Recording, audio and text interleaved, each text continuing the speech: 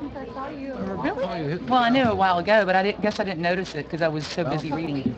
Okay, I haven't seen you. Yeah. mm, My appointment. Took a while to get in. Okay. Sorry. Welcome, everyone. It's 5 o'clock. Time to get started. Commissioner Stewart, will you lead us in the invocation and the pledge? Please stand and join us. Heavenly Father, again, we thank you for this opportunity to come and assemble, Lord, in this great country where we have the freedom to do this. Lord, I ask that you just give us wisdom tonight as we deal with the business of the county, where we ask these things in your holy name. Amen. Amen. Pledge allegiance to the flag of the United States of America and to the republic for which it stands, one nation, under God, indivisible, with liberty and justice for all.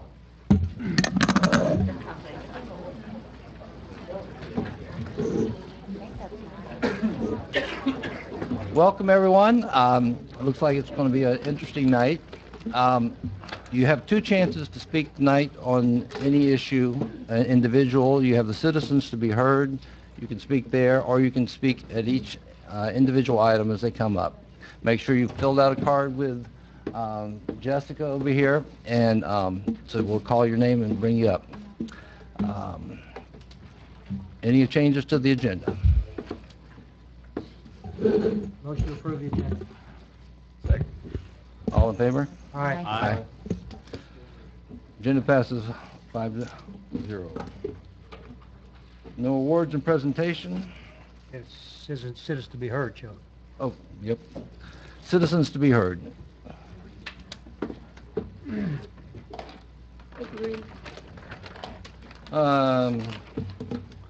Dave Damon.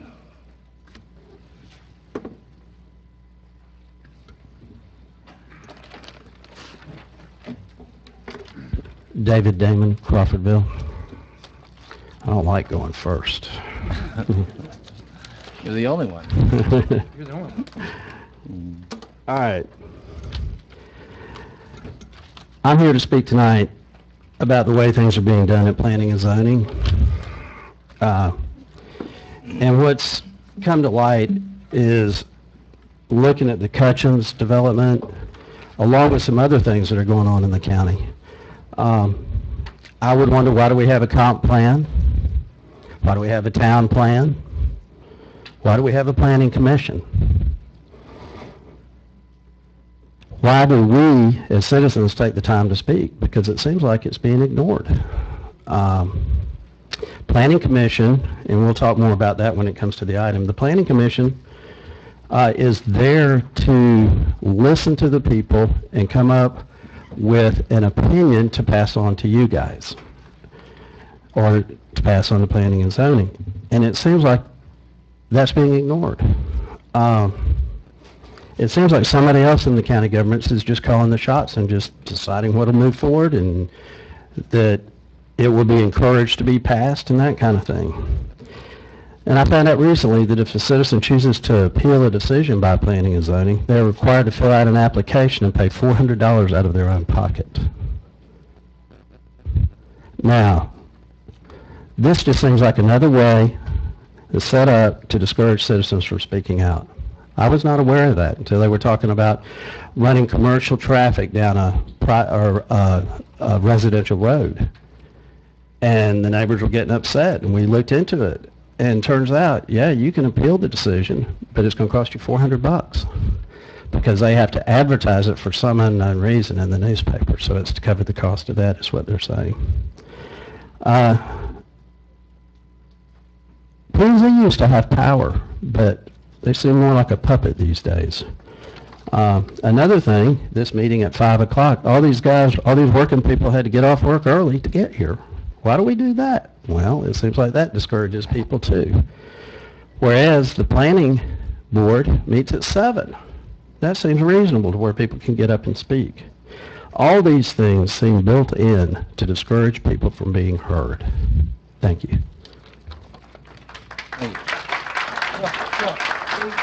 Yeah, that needs to stop. Okay. No clapping. Let's hold on our applause. This is being very disruptive in the meeting. So let's just, you might agree, but just hold on your applause. No awards and presentations. We get to the consent. Move approval of consent. Second. All in favor? Aye. Aye. Come to general business. Okay, let me get there. David? All right, just a second. Thank you, Mr. Chairman. My computer's screwing up now. This agenda item requests board acceptance of the FY 2018-19 capital spending plan update. This covers the numerous funds, as you'll see in the agenda item, from building fund to our general fund to roads 2-cent and 2-cent gas tax fund, as well as the 1-cent sales tax fund. You'll notice that on some of the bigger items through in the 1-cent sales tax is our $1 million to finish off the fire EMS station construction. Construction there should be completed and occupied by mid-February, and the annual debt service on that is $155K a year for the next 10 years. $265,000 for public works facility improvements that have been much needed for the past 15 to 20 years. We've got $100,000 for Wakulla County Jail improvements. That has to do with primarily air conditioner replacement, as well as some major roof work that needs to be done in the jail system, as well as fire alarm system upgrades. That can't come out of impact fee, correction. Impact fee, we've got another project for impact fee. You'll see in here that we're using the impact fee dollars for corrections for building a new work camp building facility, because currently they operate out of a Shed. blown out shed. Yeah. We've also got, as you'll notice, new library planning. That's for a library/shelter that we're going to, this is geared towards getting money from Triumph Gulf funding, but we have to spend a little bit up front to develop the plan in order to take it to the Triumph board to give them enough information to make a decision on, as well as the $25K for a countywide emergency radio system. Our existing system now is antiquated and is operating on a last leg basis. So we've got to do this, and we're going to Triumph Gulf to try to get that funding, because it's about a $1.5 million project. So we got to spend some money there to do the same thing, get enough information for those folks. In parks, we're going to be spending $125K on the Lower Bridge boat ramp project improvements. Woolly Park will be matching a grant. We received for a RTP grant of $75,000. Our portion is $75,000. Total project's over $200,000. Hudson Park, same thing there, $125,000 for improvements there. Is a 50-50 match with RTP that we're applying for that, and should know something here shortly as soon as the federal government opens back up again, if they do. $235,000 from MedArt Recreation Parks improvements. That's field lighting, new pole and barn equipment, storage, and completion of the maintenance facility. Then we've got miscellaneous trucks, etc. The paving plan, $173,000 for Spring Creek Highway, Shadeville Highway intersection improvements. That's adding northbound and southbound lanes on Spring Creek and new signalization to improve that intersection. Lonnie Raker Road will be for the acquisition, which we've already got. That'll be on the next board. We'll grade and pave the last leg of Lonnie Raker Road from Bloxham to 319. For construction, too. That's for construction, yes. This is actual reality. It's going to happen. $297,000 for Council Moore. Council Moore Road, the same thing there. We'll be paving it. You'll be seeing that on probably the next, if not the second meeting in February.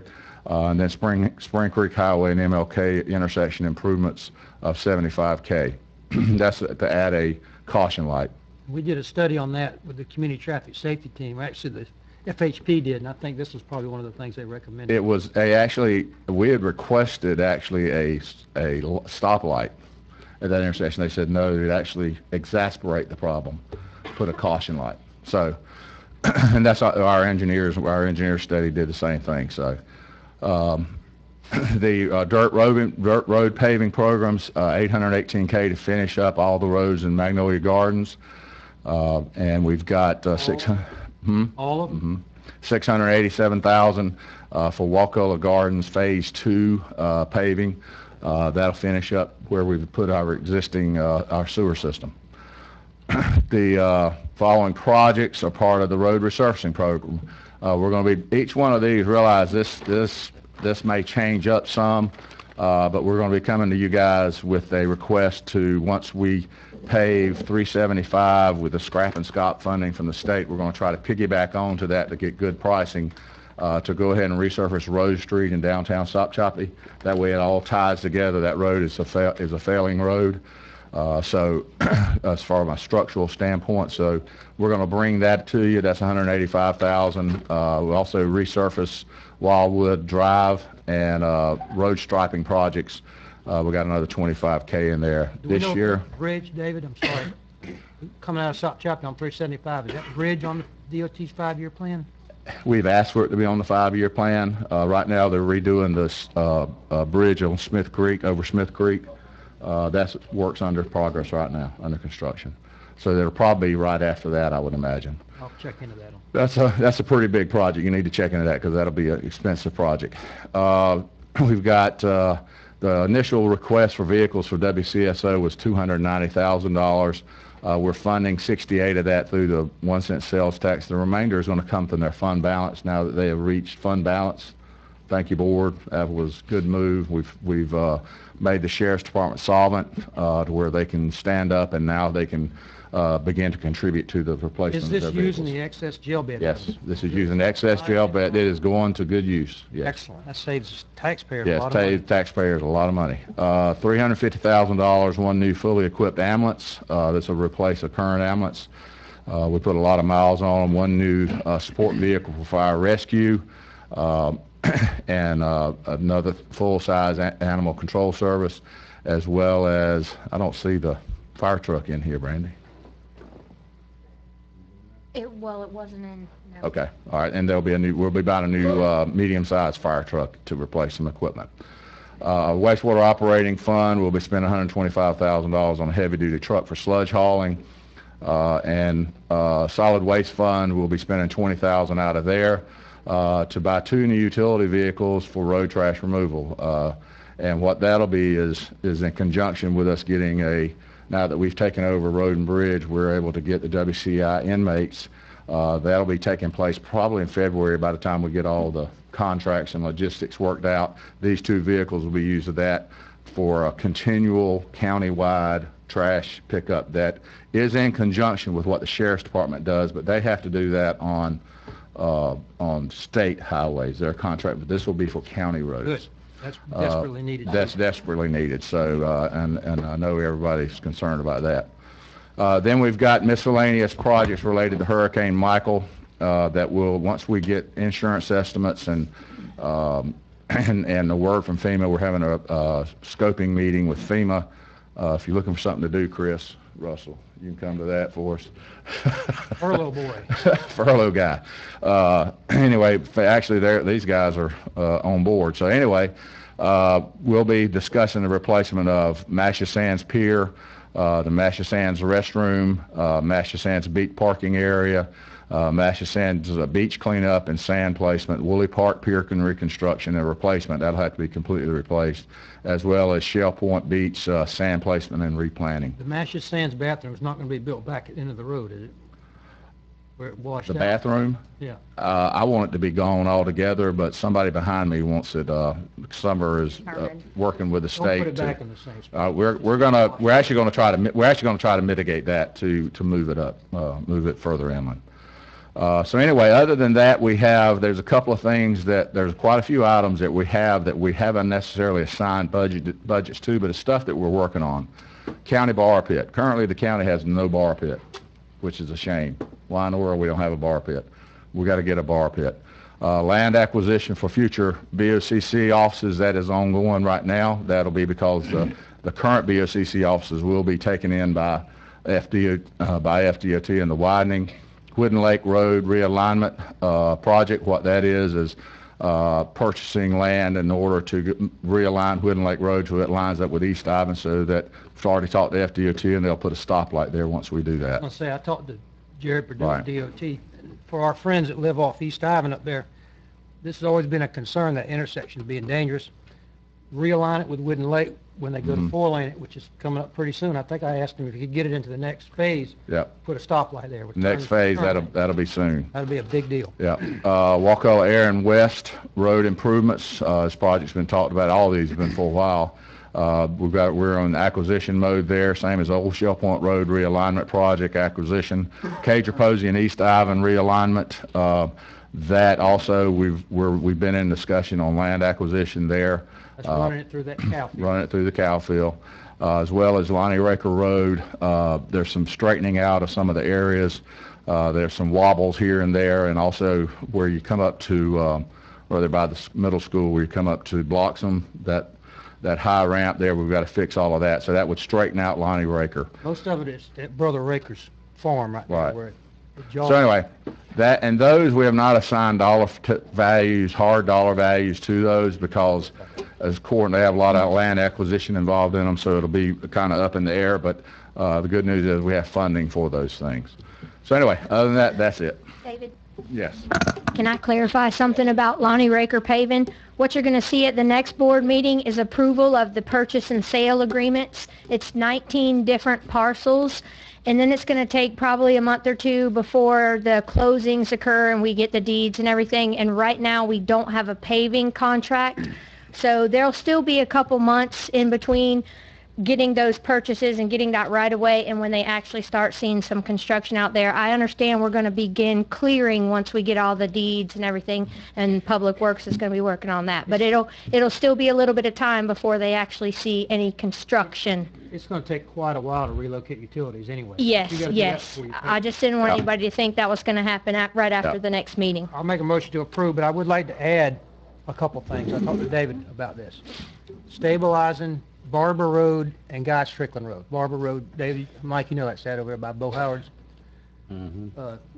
We talked about doing cold mix, because we're never going to get the right of way. And just to give some relief, Guy Strickland Road's been on the list for years, and this would be maybe a cheap way to get it done without having to worry about stormwater, because it's pervious, considered pervious by the state. So I'd like to add those two Okay. to it, just to, if we got the money to do them. Okay. Second. Okay. Mr. Chairman, if I may, just so the citizens understand, we wouldn't be able to do any of these things if we didn't have that 1 cent sales tax.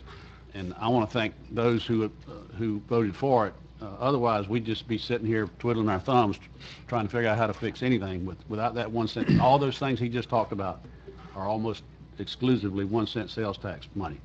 And that's 1 cent sales tax, if I understand right, generates about $2.6 million a year for us. And while we all pay into it when we buy stuff local, all those people who drive through our county on any given day or weekend and stop in our Walmart or stop at any of our stores and buy anything, 1 cent of every dollar they spend in Wakulla County stays here, and we get to spend it. So, and for good projects like these. So I just wanted to thank y'all, since we had enough citizens here to hear. We appreciate it. And point out that next year we're going to have another project in Wakulla Gardens, and most of that will be taken care of. So, because a lot of questions come in. Yes. about when is my road going to be paved? Yeah, that'll be, we're turning in fact, we'll be meeting Wednesday of next week with our engineer who's standing at the door to determine the next phase based upon the criteria that DEP and Water Management District Everett Wakulla Gardens requires, as far as number of homes and cost and all that stuff. So we'll determine that Wednesday and then be requesting that funding. We've already talked to Water Management District. They're in agreement with our funding level, so we just got to put it on a project level now. So and that's what we'll be doing, and then requesting that and bringing it to the board. Let me go one step further with that, Chuck, if I could, so people understand why we're spending most of the money in Wakulla Gardens. We're getting free sewer there with a grant from the state. But when you get free gravity sewer, you got free manholes sticking out of the ground. And you can't continue to grade a dirt road with manholes in it, because the grader's going to hit them all the time and knock them out. So you have to pave the road after the sewer. Well, and if you'll see it, and it's just it's also better for the environment. We've created stormwater swells. We're fixing a lot of problems there that should have been taken care of before it was ever built. But that was I wasn't alive. Mike, you may have been, but I wasn't. Gary was. So now I get the old bill. Jerry's gone. Gary was in his mid-40s when they did. But I wasn't alive when they first started there. So, but anyway, but it's a project that's coming along well. It will increase the values of the homes there, and I think you're already seeing some of that appreciation now. And it'll help clean up Wakulla Springs. And it'll help clean up Wakulla Springs. We've removed a tremendous amount of loading. The BMAP folks were tickled to death with what we're doing. DEP is tickled to death, so is the Water Management District. And we're one of the few counties in the state that's actually spending money that's given to them to make improvements. Other counties have it and they're just sitting on it. We're the only one of the few counties that are actually moving on stuff like this. And we've spent over $11 million. We're going to, at the end of this year, we'll have spent well over $11 million on this.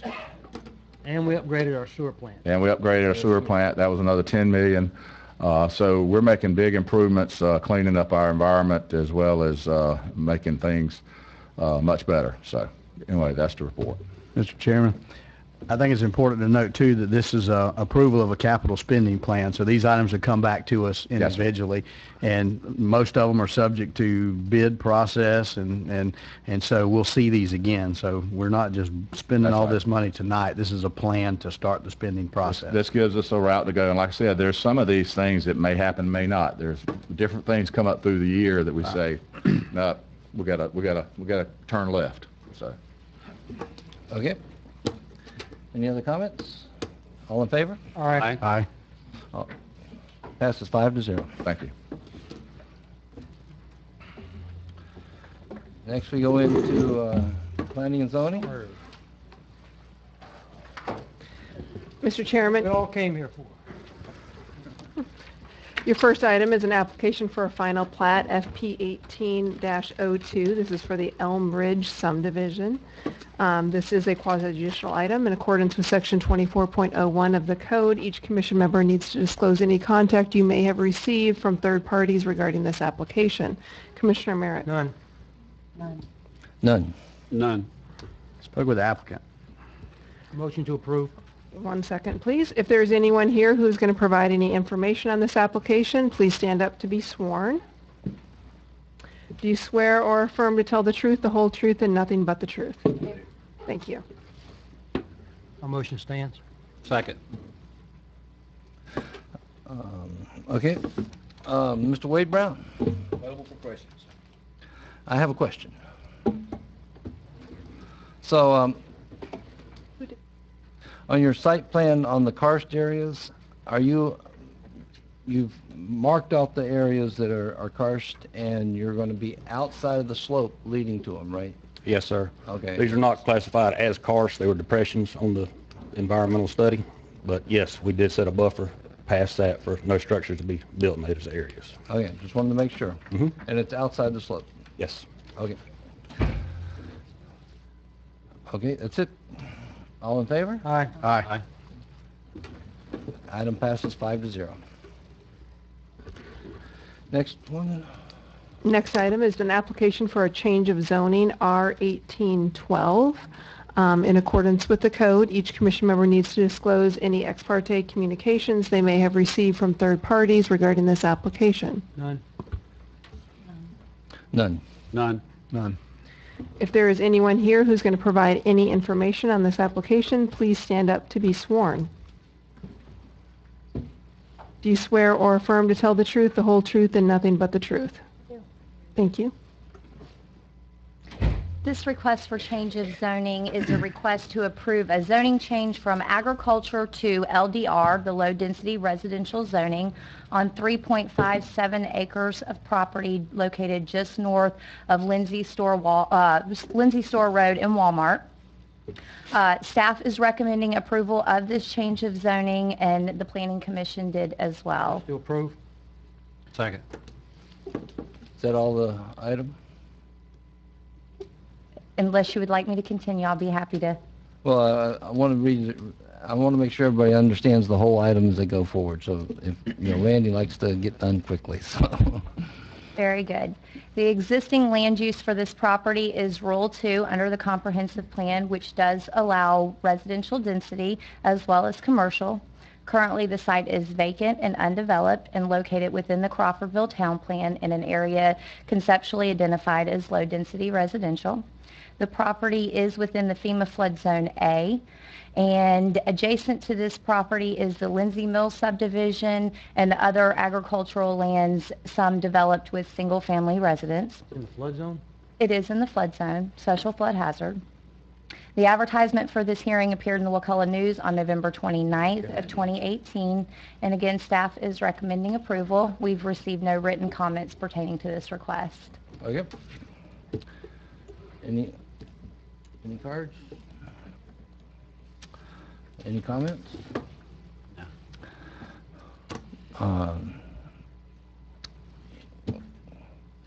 What's Call for the vote. call for a vote? All those in favor? Aye. Passes 5-0. The next one. Thank you, Mr. Chairman. Tab 19 is an application for a change of zoning, R1815. In accordance with Section 24.01 of the Code, each commission member needs to disclose any ex parte communications regarding this item. None? None. I've had numerous calls from local residents about it. None on this one. None for me. Chuck's popular. If there is anyone here who's going to provide any information on this application, please stand up to be sworn. Please raise your hand. Do you swear or affirm to tell the truth, the whole truth, and nothing but the truth? I do. Thank you. This change of zoning request a 1-acre parcel located on the south side of Coastal Highway and west of Spring Creek Highway to be rezoned from RR2 Rural Residential to C2 General Commercial. This property is located within the future land use designation Rural 2, which does allow for commercial uses. The property is adjacent to other commercial zonings, and as described by the application, the intent for this property is to be used as a stormwater pond to serve the adjacent development on existing commercial property. The flood zone for this property is X, an area of 0.2% annual chance of flood, and A, flood zone. Currently, the site is undeveloped and is adjacent to other commercial properties as well as residential properties.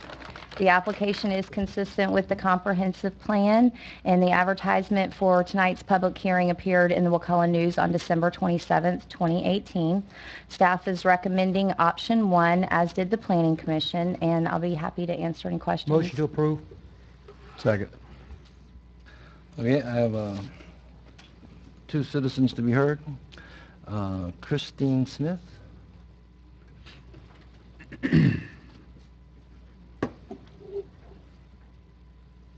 Me and several, actually my husband, excuse me, and I own a piece of property adjoining to that piece of property, and I speak for Mr. Phil Nolan. He also owns another piece of property that adjoins that piece, that residential piece of property. One of our main concerns is there is actually another piece of commercial property that actually puts that drainage further away from our homes. So we are concerned. There is half of our pieces of property is in flood zones. So we're worried as when they build things up, even with the drainage ditch, what is it going to do if that was to ever overflow? Or my husband and I are actually closing on a home to be put onto that piece of property that we already own next week. We had to strategically put it on the piece of property so it is not in flood zone. So we could actually even just put it there. So that's a big concern of ours. Another concern is we already have our well we used to live down there, so we have a well down there, we have sewage down there, our septic tank, as well as our neighbor, Phil. This puts that drainage ditch or whatever they're going to put in approximately 90 foot from our well water. And so that's a huge concern is, we have families, we have children, we don't want to, get down there and then our water is no longer good because of the, the mess that's seeping out of their parking lot into our water system. Another thing, if we were to, for some reason, the water was to be damaged, we live far enough off of the highway to, at that point, we're going to be looking at if we were to have to, plug into city sewer or water or whatever. I mean, you're talking about thousands of dollars, and it's through other commercial pieces of property that if this ditch wasn't, they're purchasing a residential piece that butts up to our property, which doesn't make sense. If there is commercial property available on the highway, why is that not being purchased? And they're pushing it back. I don't know if it's for, money purposes. If they're doing that for that reason, I'm not real sure. We do have an easement that runs onto our property. We didn't know what effect, if any, that may have. Our easement does cut a commercial piece of property in half. There's two smaller pieces in front, but it will also run against the piece that they are putting in, which comes to our house. We wanted to make sure that there's no issues with that. My husband went around and took pictures of all the Dollar General stores in Wakulla County, and these pictures are disgusting as far as trash goes in these like holding areas, ditches, the recycling areas where they house like cardboard and stuff like that. Was that my time? Yeah. And then safety is an issue. We're moving away from, a lot of population to raise our children where it's quieter. And this is what we're running into. So we just want y'all to take that into account. You need to get her name and address for the record. Every speaker. Mr. Chairman, if I may ask, can you show us on that map where your property would sit in relation to that? Here. Yeah, of course. This here is Mr. Bill Nolan's piece. Usually they say when they come up. Our mobile home will go right in here. This whole section is flood zone, and it's kind of got like a kiddie cutout section right here where we're having to put our mobile home. Our water pump, our well is right here. Mr. Fields is right about here. So if you're talking about this being, the holding pond, it's very, very close to our wells. This is where our easement comes down to the piece of property, and it comes in. We come in here, and then Mr. Nolan comes in. Okay. Thank you. Did we take that into account when that's the first I've heard of this. I'm asking. Back from a septic tank, Mike, for a well, 75 feet. I know that by code. So a septic tank, you're 75 feet. And in talking to the health department, there is not, for wells, is not a septic tank, a setback from stormwater facilities. For septic. For septic tanks, that's correct. Now, the well is the first I'm hearing of the, concern of the well. Septic tank was the concern by another citizen. So do we know how close this is to the current wells? I have it mapped out on the. She said 90 feet. So 90? Yeah, I don't have that information. Is that something that would be taken into consideration during the site plan approval?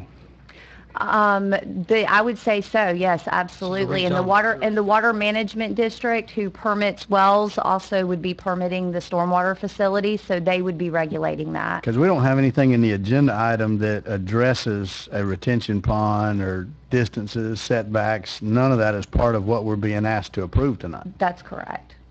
So this is simply a rezoning request, which could be a building, could be anything that allows C2.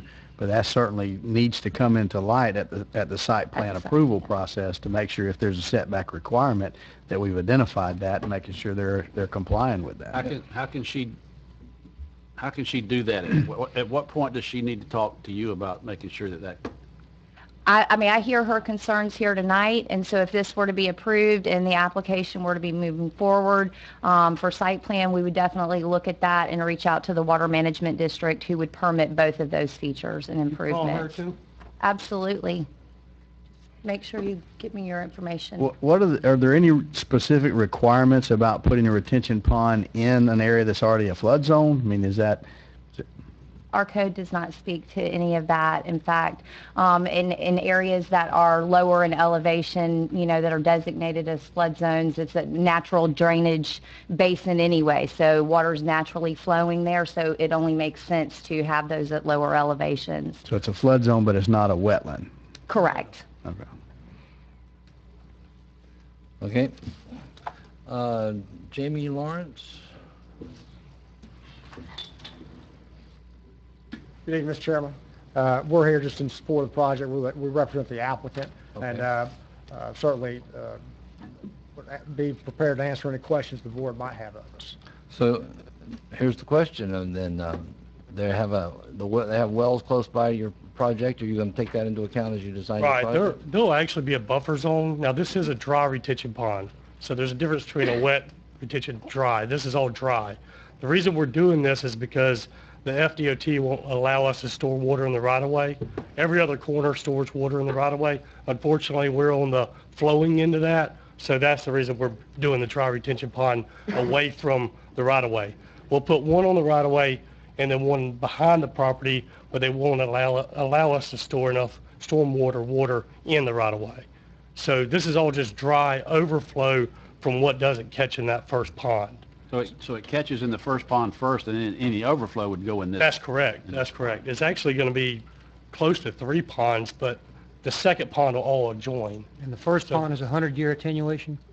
Is it for your DOT driveway permit? Right, yeah, that's right. That's right.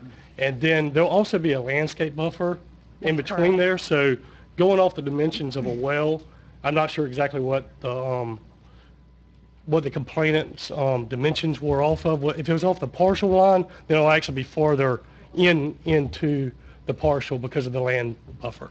So they're going to address that at site plan anyway? Absolutely.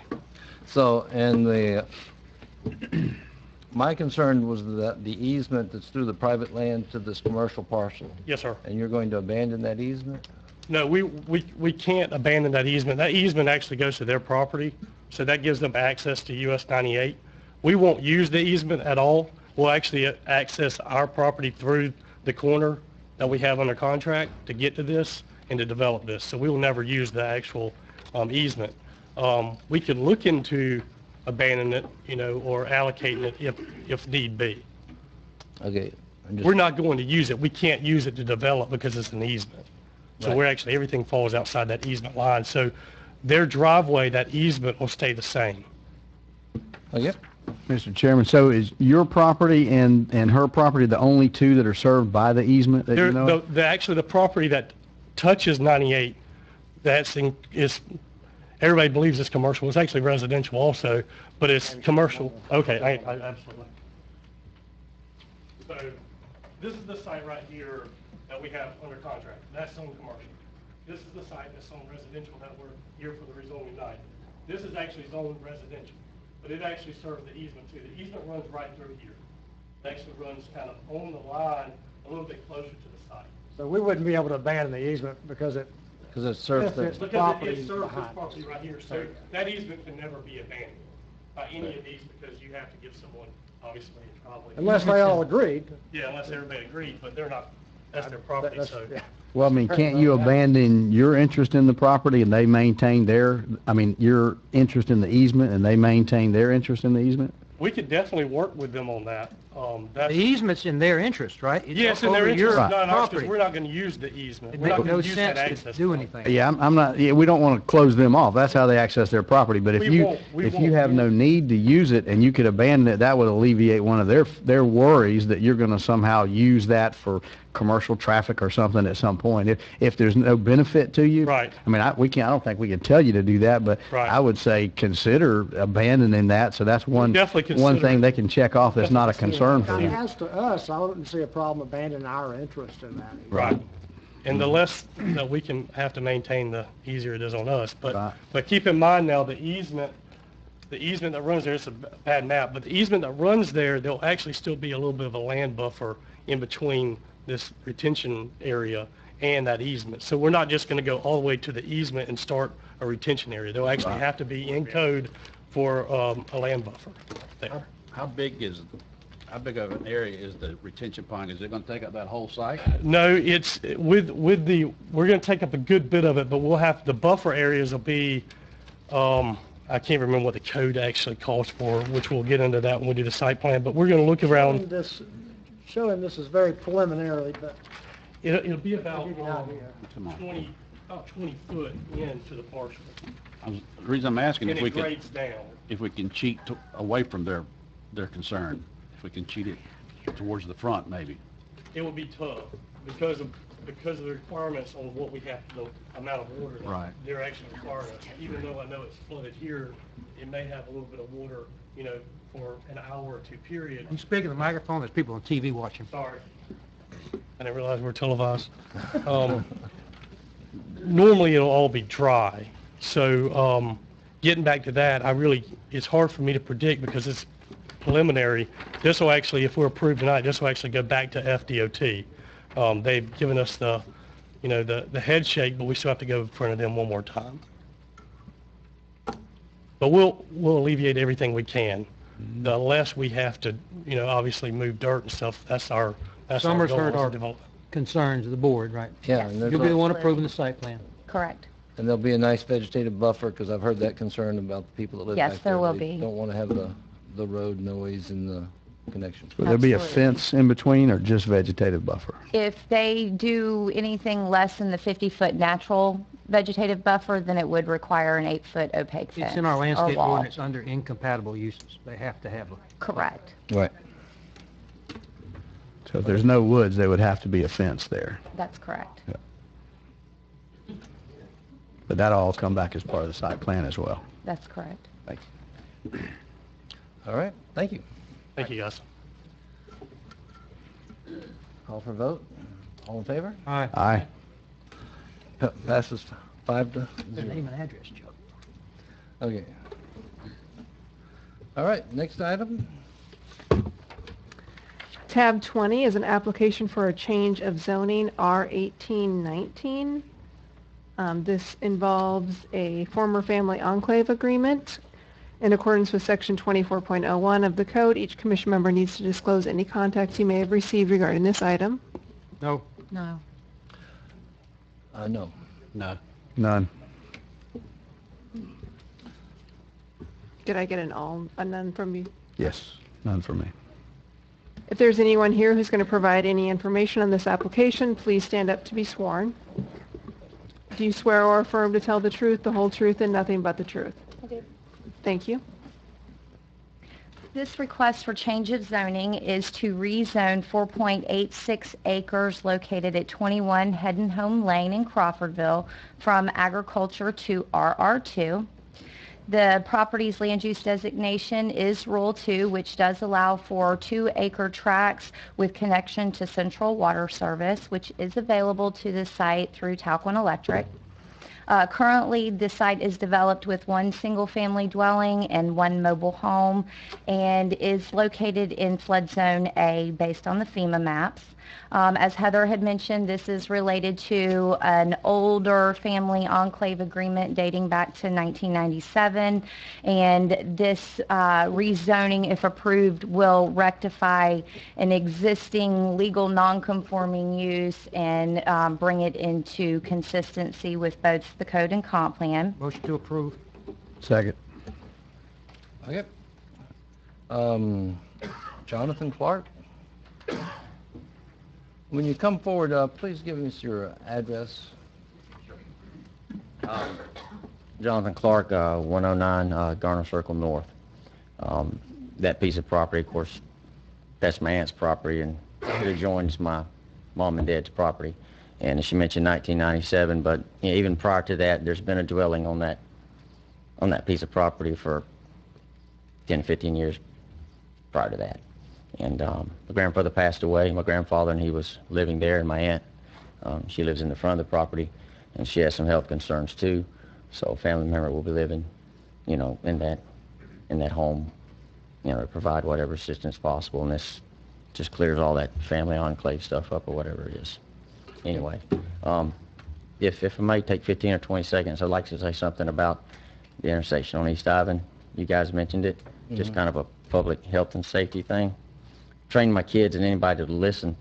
If you are heading north and you're coming off East Ivan, turning to go south, and there's somebody in that turn lane on 319, sit still.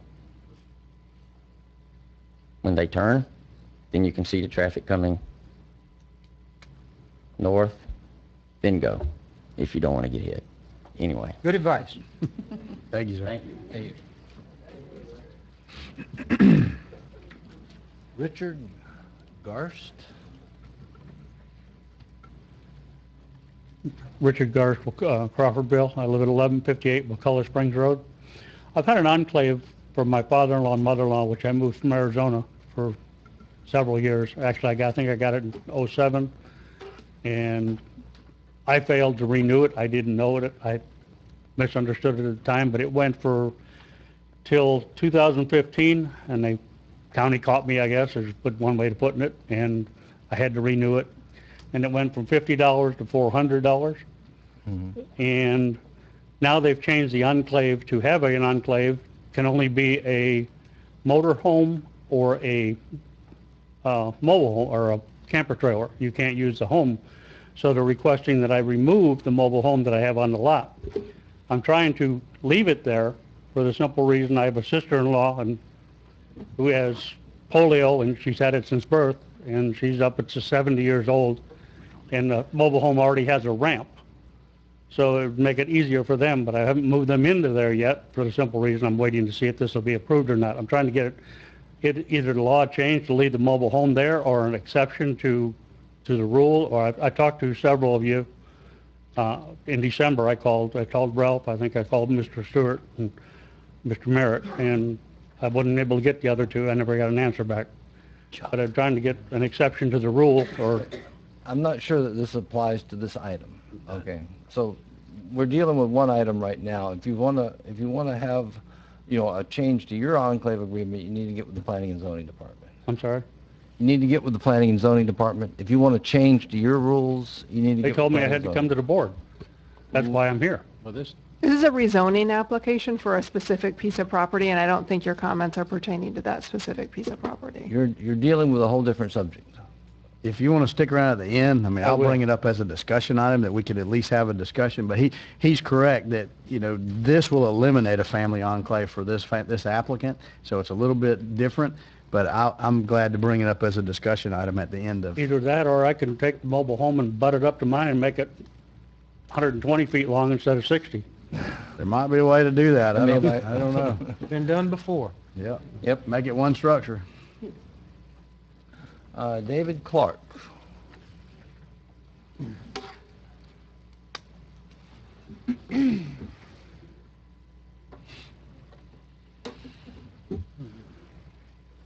David Clark, 77 Heading Home Lane. We're right in behind the piece that they're wanting to rezone. And I'm here to tell you there will be absolutely no changes to the property with the rezoning. It'll be just like it is now. But legal. But legal. But legal. Legal, yeah. It was legal when the mobile home was put there 15 years ago. All the T's dotted and the I's crossed or whatever. I know that's backwards, but we put in for the first enclave application. That was a total shock to us. That was a change of game plan. Back when the mobile home was put there, they would not allow an RV. It had to be a mobile home or better. All right, it's been reversed. Now it has to be an RV. Right. You're talking $30,000-$40,000 worth of changes there, which is unnecessary because there's a perfectly good mobile home sitting there. It's been fairly well maintained because I did most of it myself for my father-in-law. But absolutely no changes. Upgrading as need be, but no structural changes or anything. So you don't have any problem with this? Huh? You don't have any problem with this change? No, I'm in favor of it. That's what we want. Okay. Just maintain status quo. All right. Sounds good.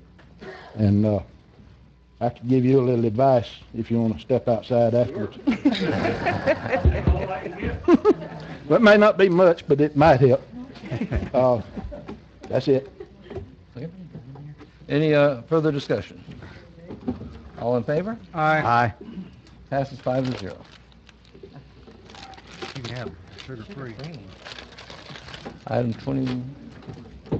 Yes, this next item is a request for the board's approval of a resolution to close and abandon a portion of Pine Street in the Surf subdivision in Ochlockonee Bay. This portion of Pine Street lies between lots 20 Block B and lot 11 Block A and is 50 feet in width and approximately 150 feet in length per the plat. Motion to approve. She didn't let him finish. Second. I would have made a motion a long time ago. A portion of Pine Street has previously been abandoned. The current portion under consideration tonight is basically serving no public purpose or no utilities, and there's no access to any water bodies, and staff is recommending approval. Thank you. Motion to approve. Second. Daryl Dempsey?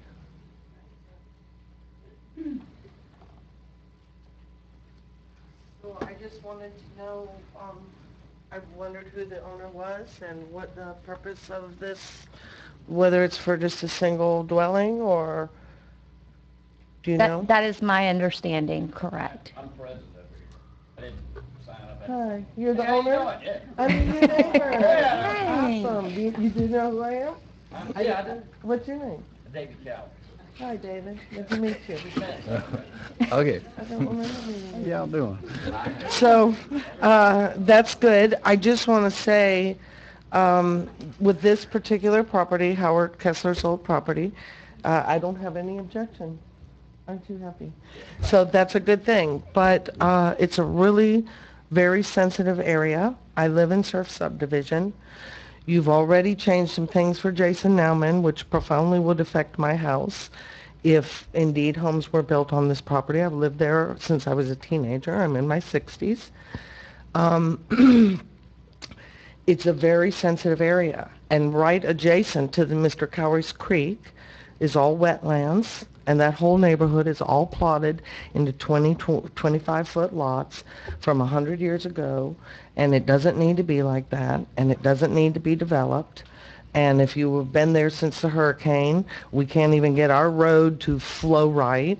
It's a very sensitive area, all of Surf Road, and I just want you to, you talk about, you care about the environment. This is a very sensitive area, and so I just wanted to see what was happening and to make sure and to let my voice be heard that I'm right next door, and every time something is going to be done to build in there, it doesn't need any more building, and to consider the thing when somebody else fills, how it impacts the whole neighborhood. I love the bike trail, but it's created problems. There's inadequate drainage. I don't know if any of you have been down Surf Road since the storm. I'd like to know. Have you? I have. Oh, yes. Okay. Thank you. A lot. So please keep us in mind.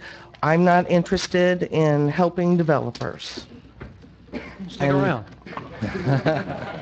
This actually makes it less developable. Makes it much less It's available. great. That's great. I'm so happy to hear, and I really appreciate that. So if we can always keep in mind like that, then I won't have to worry about my neighborhood so much. Mr. Chairman, if I may, we've already abandoned several sections of the roads in the neighborhood. Could we abandon more? Because I'd like to be involved in that I process. mean, an applicant can certainly apply, but what we're looking at is there a public purpose? Is there a reason to keep a road there? There are folks Right, that have and in asked to this abandon the case, road, right. and we've said no because maybe it has access to the Gulf. Goes to the water, we typically don't. Exactly, but if there's no public purpose, then when we abandon it, then it just goes to the adjacent property owners.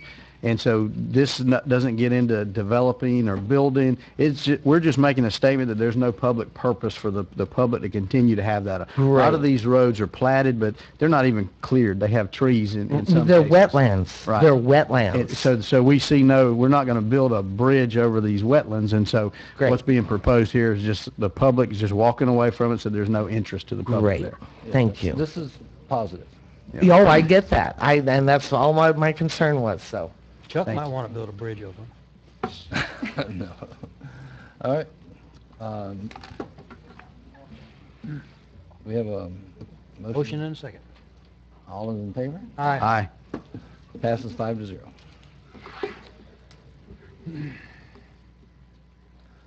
The next item this evening is an application for comprehensive plan amendment CP 1808.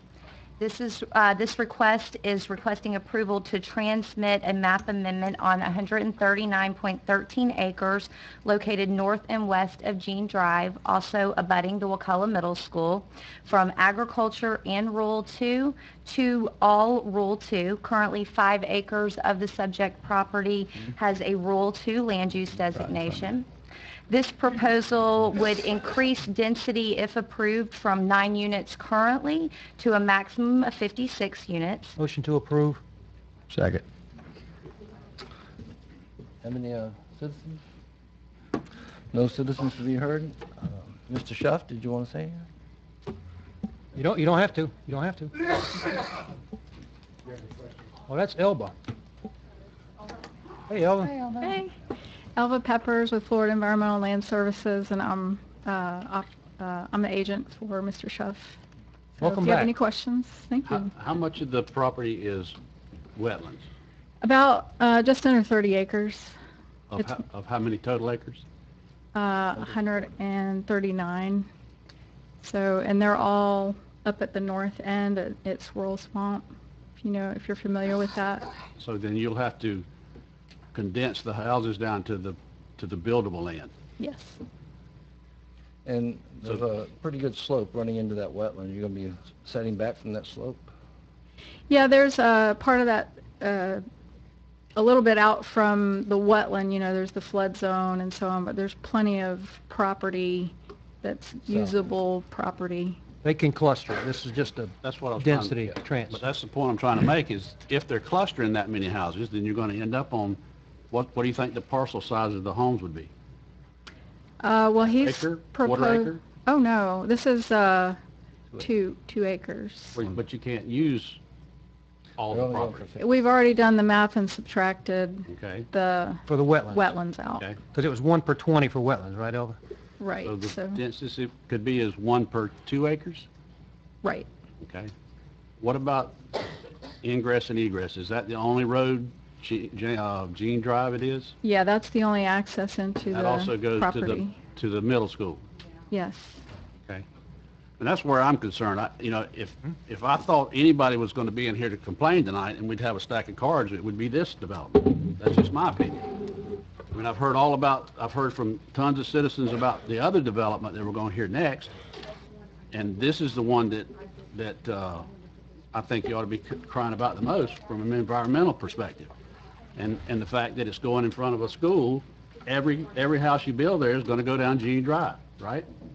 That's correct. Okay. There's Well, no unless they go sewer. down Jane Drive and go the other way. There Jane is Drive. 2 roads there that they could use What to are get the- to that site. What's the other road?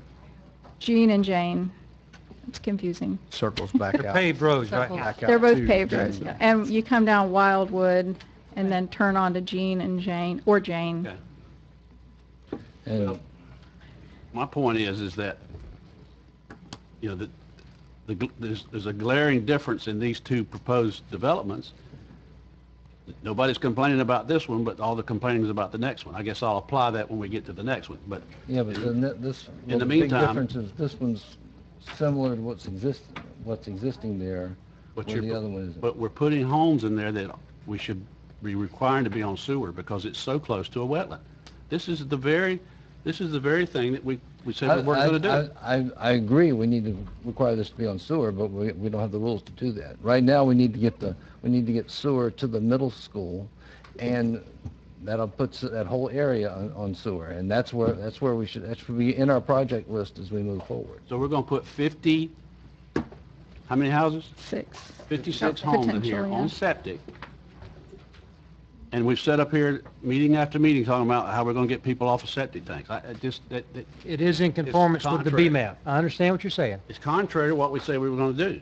That's all I'm saying. I'm not going to vote for it because that bothers me when we sit up here and we're going to say we're going to clean up the environment. We're not going to put septic tanks in the ground. And we got to figure out a way to put sewer in there, sewer and water. period. Yes. So, I mean, that's my point. That's why I'm going to vote against it. I may be the only one that votes against it, but that's where I'm at. And that's fine. The density, I mean, have they met the requirements of the future land use?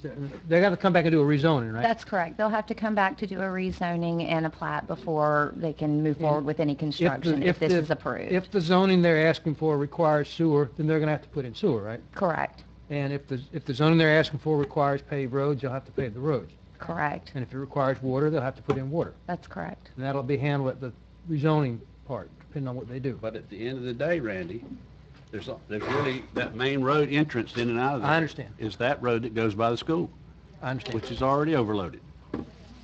You're going to go down, my understanding, Mike, is before you get to the middle school, you take a right on Right. Jeaner. Right. Gene or Jane.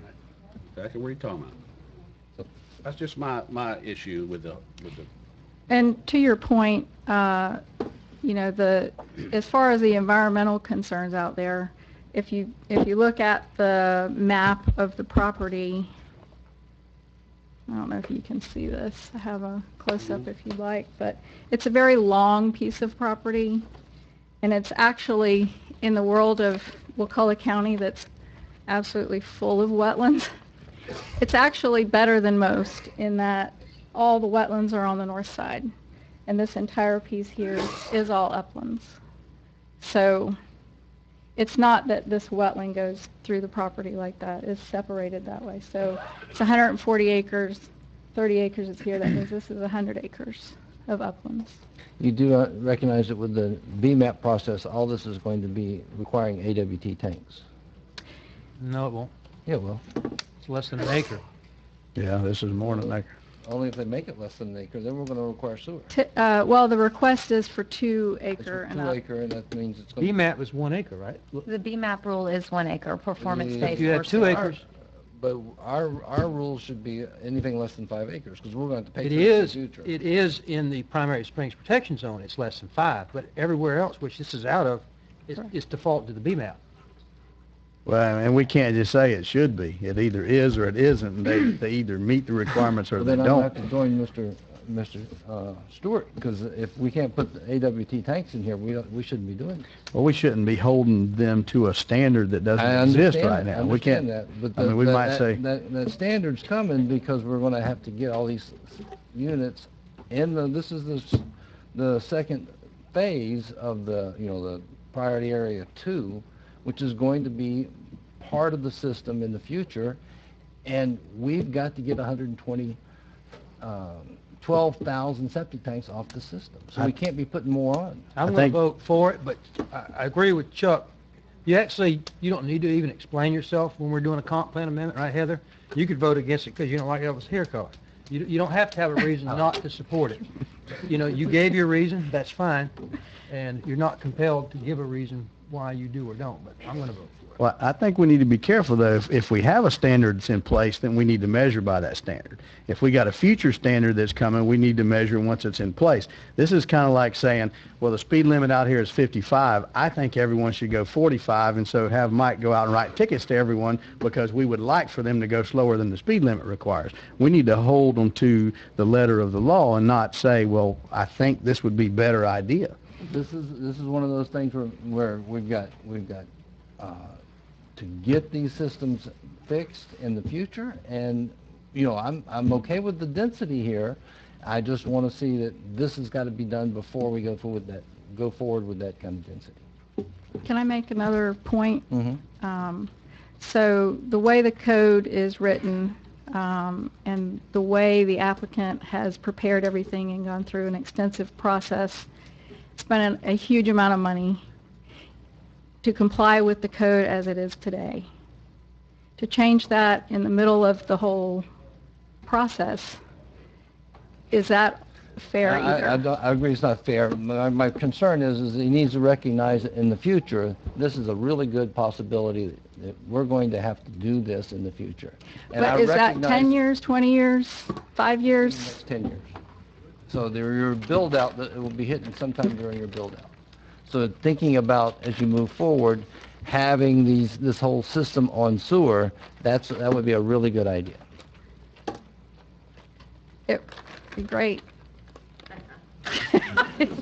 That'd be Uh, great, but Joy- it's not a possibility. And Mr. Schuff, he looks really young, but he can't wait forever. Those are the kind of things we could address at the preliminary plat. Right.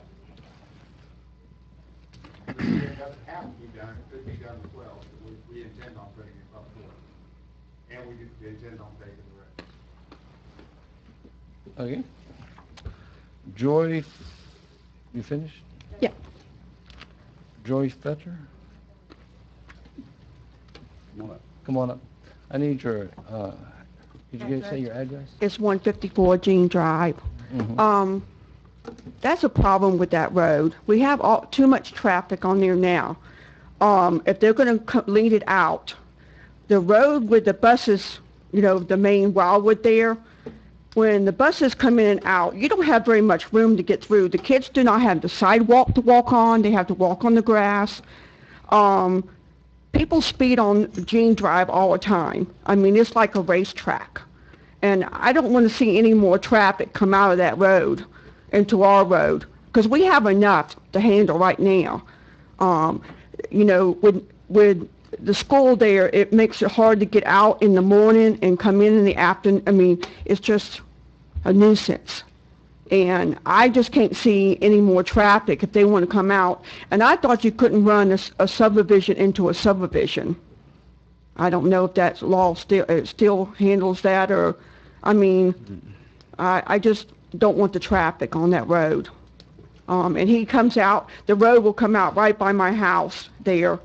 And like I say, I was out there today and I watched 3 cars go down the road, and they had to be going 40 miles an hour down that road. It's like a highway, so I just don't want to see it. I have animals, people got children around there that plays. Just saying. Thank you. Thank you. David, wasn't Wildwood Drive on one of your, can you look at widening it when we go, is it a scrap job? We're going to, I was telling Commissioner Thomas earlier, he had asked about that. We're going to, we got to look at our right of way, but we're going to look at putting sidewalks in from the middle school all the way to the Bike trail? Bike trail. And there's a safe route to school As program. safe route, we're going to have to look into all that funding as well, yes.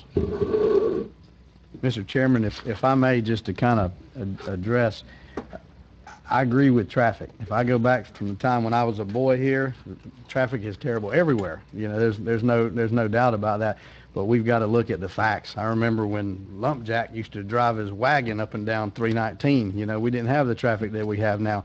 But if we look at the agenda item, a traffic analysis was proposed, for the proposed amendment was provided by Thurman Roddenberry. The analysis assessed the impact of the potential 56 residential units into the area's transportation system. This analysis concluded that sufficient capacity exists on the area roadways to handle the anticipated traffic. A more detailed analysis of the transportation impacts will be required as part of any future platting process.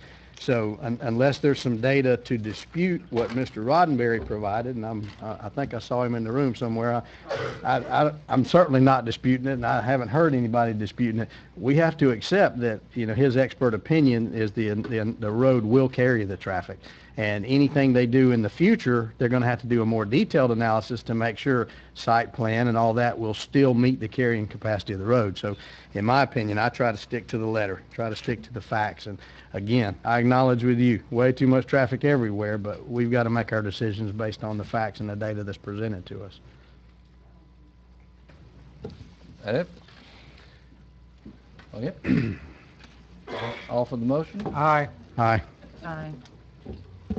Passes 3-2. You got to call for a vote of no. All those opposed? No. Okay. Can't just assume, Chuck. Okay. I was waiting for his call on the number 23. The next item this evening is CP 1810. This is a request for approval to transmit a comprehensive plan map amendment on 72.11 acres located in the northeast corner of the intersection of Wakulla Aaron Road and East Ivan Road, and also west of Old Bethel Road. This change in request is from agricultural land use to urban fringe, which would propose to increase the density from currently 4 units allowable to a maximum of 144 units with connection to central sewer and central water. The current zoning is ag and the site is vacant. The majority of this property is in flood zone X while 5% is in flood zone A. This property is outside of the coastal high hazard area, but is within the Wakulla Springs Special Planning Area, and therefore the applicant has committed to setting forth best management practices for the development by utilizing roadside swells for stormwater and implementing practices from the Florida Yards and Neighbors program, all of which is consistent with the comprehensive plan policies for areas within the Wakulla Springs Special Planning Area. This property immediately borders the Crawfordville Town Plan, where development is encouraged and density increased. An environmental assessment was done which concluded that there are no wetlands, watercourses, or karst features on this site, and 1 species of concern and 2 other rare species are noted as being in the general vicinity of the property.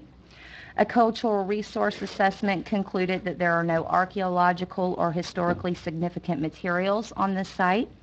And a traffic analysis prepared to assess the impacts of the proposed additional units concluded that there's sufficient capacity on the area roadways to accommodate the anticipated traffic without any further need for roadway improvements. The county's residential needs analysis concluded that the county does not need to initiate land use amendments to accommodate future growth through the planning horizon. However, it does specifically recommend that market preference should be realized and that additional units are in fact needed to accommodate such preferences. The applicant contends that the property is better suited for growth than other areas of the county due to its access to Tallahassee via alternate routes other than the use of Crawfordville Highway, which is over capacity. And it also has quick access to downtown Crawfordville as well as other recreational activities in the county. School capacity was also assessed and determined that both the middle school and elementary schools remain below capacity, while the high school is currently above capacity. However, the school board has indicated to staff that they anticipate enrollment at the high school level will decrease prior to the build-out of this proposed development. But nonetheless, if this is approved, concurrency with the schools would be addressed during a platting stage, and if determined, mitigation would be required by the developer if it is needed according to the school board. Adjacent parcels in this area are also designated agriculture, Rural 2, Rural 3, and Urban Fringe. It should also be noted that within a half a mile exists an urban core land use designation allowing 10 units to the acre, and several subdivisions in the general vicinity have been developed at the same rate as density that is proposed this evening. Most of these subdivisions, it should also be noted, are either completely built out or anticipated to be within the very near future, so we're running out of inventory out there. The proposed map amendment is generally consistent with growth patterns in this area, and the advertisement for tonight's hearing appeared in the Wakulla News on November 29, 2018. If approved tonight to transmit, the application will be sent to the State Department of Economic Opportunity for review and then come back to the board at a later date for final consideration of adoption of the application. Although the Planning Commission did recommend denial, staff is recommending approval, and I will be happy to answer any questions that you have. Motion to approve, and I'll give my reasons after the citizen has spoken. Second. Okay. Mr. Cooper.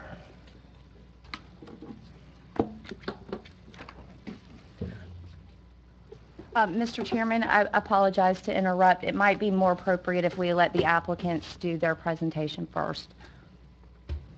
Oh, That's who it is. that's who. Aren't you Oh, I representing the apologize. applicant? No, I'm here as a citizen, but I would like to speak on this issue. Okay. Chairman. That would have been sheer luck. That would have been sure. Like 50 cards there.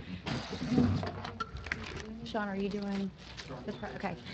Sean Marston, is here on behalf of the applicant. He is the Let me start agent. with Mr. Marston. Okay. You'll get his turn, sir. Just be patient. Good evening. I have a presentation. We're waiting for it to pull up.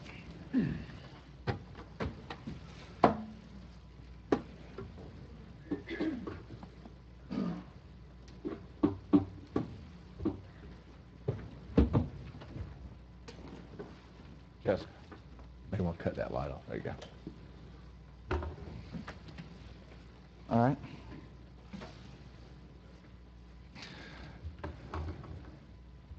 Good evening, Commissioners.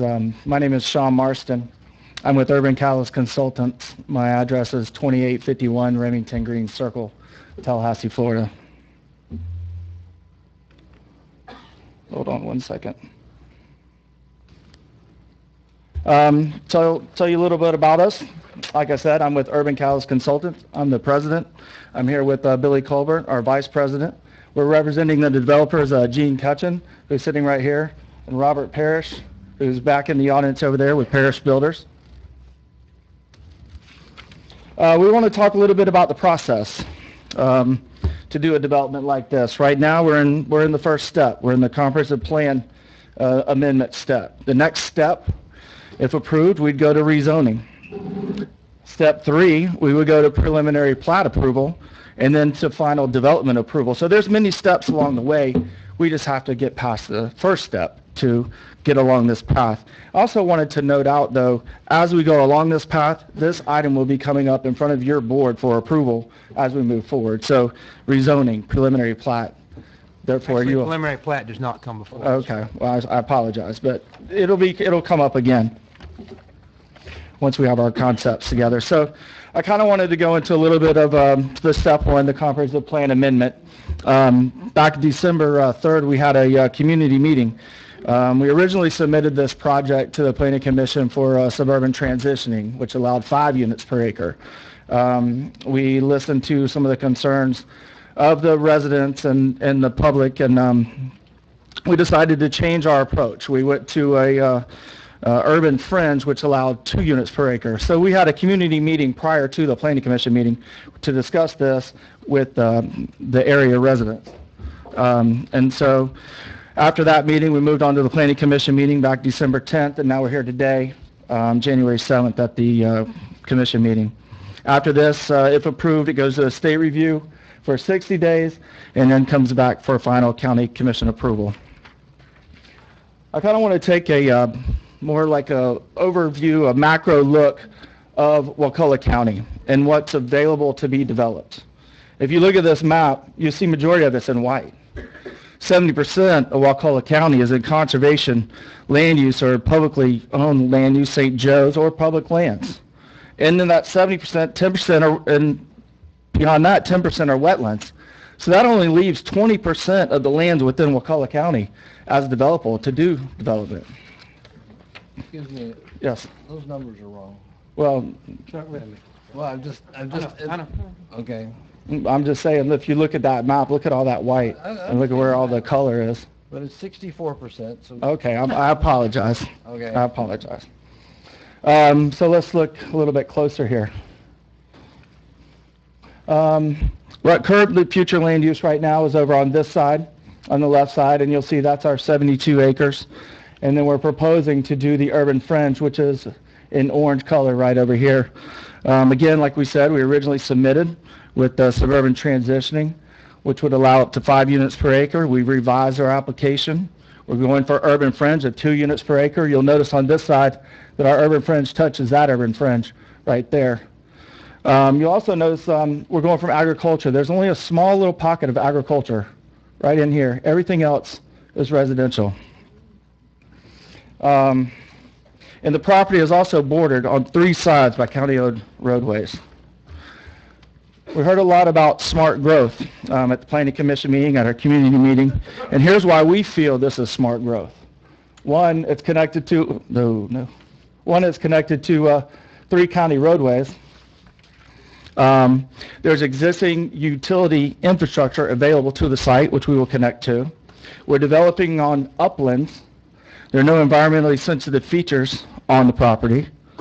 If you look, we're 2 miles from Crawfordville Highway, and we're 0.32 miles from this urban 2 land use, which allows 10 units per acre. So we feel like we are doing smart growth in this area. Traffic has been a big concern. As part of the comp plan amendment, we have to look at traffic impacts. We look at the PM peak hour traffic impacts. We use the nationally accepted ITE trip generation manual, which says during the PM peak hour, you have 1 average rate per dwelling. So that allows for this project 144 peak hour PM peaks. Now we all understand that 319 is over capacity, but once it gets widened, it'll actually help out some of these secondary roads. But regardless of that, we're looking at Wakulla Aaron, who has a roadway capacity of 850 trips. We're adding 102 trips to that, so that's 833. If you look at East Ivan, the roadway capacity is 568. We're adding 42, so if you add that up, that's 425 trips. So as you can see, we're within capacity of the roadways. PM peak hour, remember that. PM peak hour. All right, so let's look at some of the project facts. The project is located within existing utility services. Water and sewer are available to the site. The development meets the requirements of the spring protection zone. This project will connect to the county sewer system, which will remove the need for septic tanks. Stormwater will be treated and managed on-site, either through swells or on-site facilities. We will incorporate the practices of the Florida Yards neighborhood program within our covenants and restrictions, which will include minimizing lawn watering and use of fertilizer. Again, we didn't find any habitats of threatened and endangered species during our environmental study. And as Summer mentioned, the site has been surveyed with cultural resources, which indicated there were no features identified. One of the things also we've heard about comp plan amendments and why the comp plan amendments need to change. We've noted that there have been 90 approved amendments to the comp plan since 1997. So the comp plan is fluid. We also heard a lot about and read a lot about the county needs analysis. We went back to a workshop that was done back March 6, 2017, and we listened to the tapes, the audio tapes from that workshop. And some of the things that really stood out to us was that no county initiated comp plans are needed, but does not restrict the developer to initiate the amendments. Market will determine what lots are needed. The demand back in March of 17, was for urban 1, which is urban fringe. Mentioned that the currently available lots might not be in the right location and or the desired land use density. So the report says that there's adequate land use to build the homes. However, there may be applications that come in that make a lot more sense, and stated that this is not a reason to deny an application. Lastly, I want to go over some benefits to Wakulla County if this gets approved. Currently, as the land sits, $240 per year paid in taxes. That's on 72 acres, $240.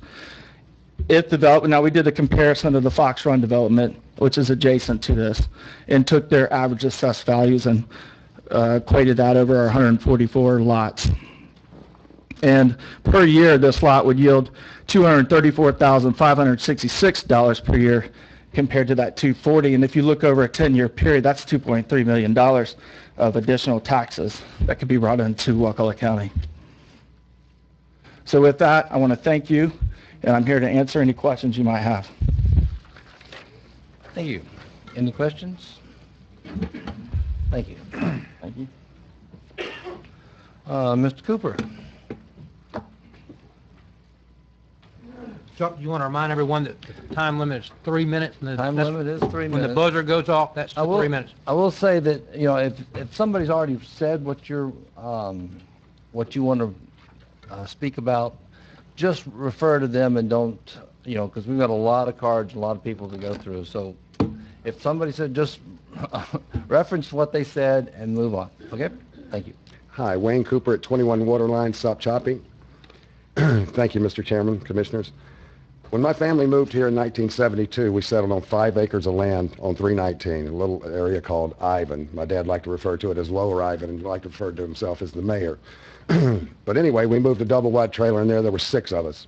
So at the time, my parents thought they wanted a lot of land, so they bought 5 acres on the side of the road. Well, as it turns out, when the kids left, he lost the guy that cut his grass, and next thing you know, they're trying to downsize. So they were looking for a smaller lot. So they went to see their friend, Mr. Gene Cutchins. Both he and my dad were Marines, and they found him a house in Fox Run. Fox Run's a beautiful place. There's 2 homes per acre in there. It's been around for 20-something years, however long it's been here. My family loved it. Well, my father passed away, and my mother said she wants to downsize again. So she called Gene again. She says, Gene, can you find me a 0 lot line? Gene took her around, couldn't find one in Wakulla. The point of the story is there's no size that fits all. You know, there's no simple saying. So you know, you got to think about that when you're talking about zoning and things of that nature. The bottom line is older people and younger people alike, they don't really want to take a lot of land on. We live in a county that's surrounded by forest. They just need a place to live, and they want a place to go launch their canoe. They want to go place, you know. So it's a different world that we're living in today. And so when you think of Wakulla County, there's 471,000 acres, give or take a few, and I've adjusted to 64% for you. So 82,000 of that are either rivers, lakes, or wetlands. That leaves 389,000 acres. Take 64% of that, you got 248. If we establish, the bottom line is there's 140,000 acres that are available to all of Wakulla to use. All the residents use. Everything else is protected. So if you take that on a 5-acre minimum, that leaves 28,000 people, 28,000 homes that you can have in Wakulla County. We have 32,000 people living here right now. So you got to think about it. When you think about the comp plan, you think about zoning, you think about what you're going to do with your land, you got to think about that. One size does not fit all. So saying that about Wakulla is, you know, we're not anywhere near crowded as the rest of the state. But here's something that I want you to know about the guy sitting over here, Gene Cutchins. He's lived in Wakulla County for over 70 years. He's a true native, born and raised here. He's built 7 subdivisions. He's built houses for and provided residence for 1,500 people. On every project that he takes on, he employs at least 70 people out of 26 different contractors. That's a lot of employment for a little county like ours. Now, the average cost of his homes are approximately $225,000. That's affordable luxury in today's world. But the total value of the homes that this man has built is over $300 million. So, Okay, bring it to a close. That's it? We got to be fair to everybody here. Yeah, I think we took more than 3 minutes with the other people, but Well, Can I have a chance to finish up, Mr. Chairman? I wouldn't set that precedence. No offense. Okay. Mr. Todd Welch.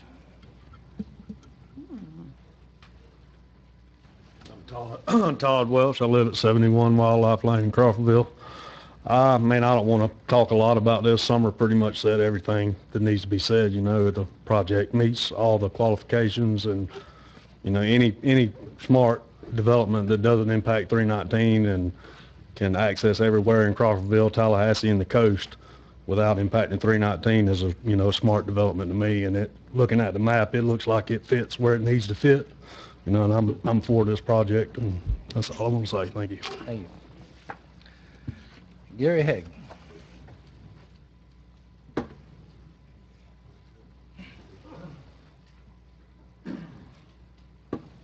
I'm Gary Haig. I live at 40 Garner Circle East, Crawfordville, just off of East Ivan Road. For the record, I'd like to say that I'm opposed to this project, or this comp plan amendment. The proposal is just wrong for many reasons. It's at the wrong place. It's in Wakulla Springs Basin. You know, we don't need increased density in the Wakulla Springs Basin. Even if it is on sewer, there's other problems with the increased density. It's outside the Crawfordville Town Plan. It's not actually in them. It may be adjacent to it, but it's still outside. It's the wrong density. All of the houses, all of the properties adjacent to it are either 1 per 20, 1 per 5, or 1 per 2. And most of those are already built out. You got houses on them, and you got neighbors at those lower densities. And so it's wrong for that. And if you build this, it'll stick out like a sore thumb in that area. It's at the wrong time. The infrastructure of the area is really hurting already. East Ivan Road, you're already talking about realigning it with Wooden Lake Road and possibly getting a traffic light up there, which is very much needed. But there's also a real sharp turn on that road. There's people getting in accidents almost every week on that road. If we add to that, we're just going to add to that problem. So don't make a problem worse. It's also not needed for projected future growth. As the Crawfordville Town Plan says that we don't need to do further amendments to the comp plan to meet our growth out to year 2035. It's also not good for community cohesiveness. I mean, if you put city blocks in the middle of the country, you're going to get animosity and you're going to get frustration by the people that live all around it to those people that live in there. So you don't want to build stuff, in the middle of everybody else's and property that is low density. You don't want to put high density in the middle of that, and then what you're doing is you're changing everybody else's lifestyle, and you're making them wait in lines longer, adding all the increased traffic and those things. Most of the local citizens that are here tonight that are going to be talking and giving you a bunch of reasons for this have to live there in the future. I don't know if any of you live on East Ivan Road or live right there, but if you did, you would know why all of these people are coming out here on purpose. And so please vote no on this comp plan amendment. Thank you. Thank you. John Fort.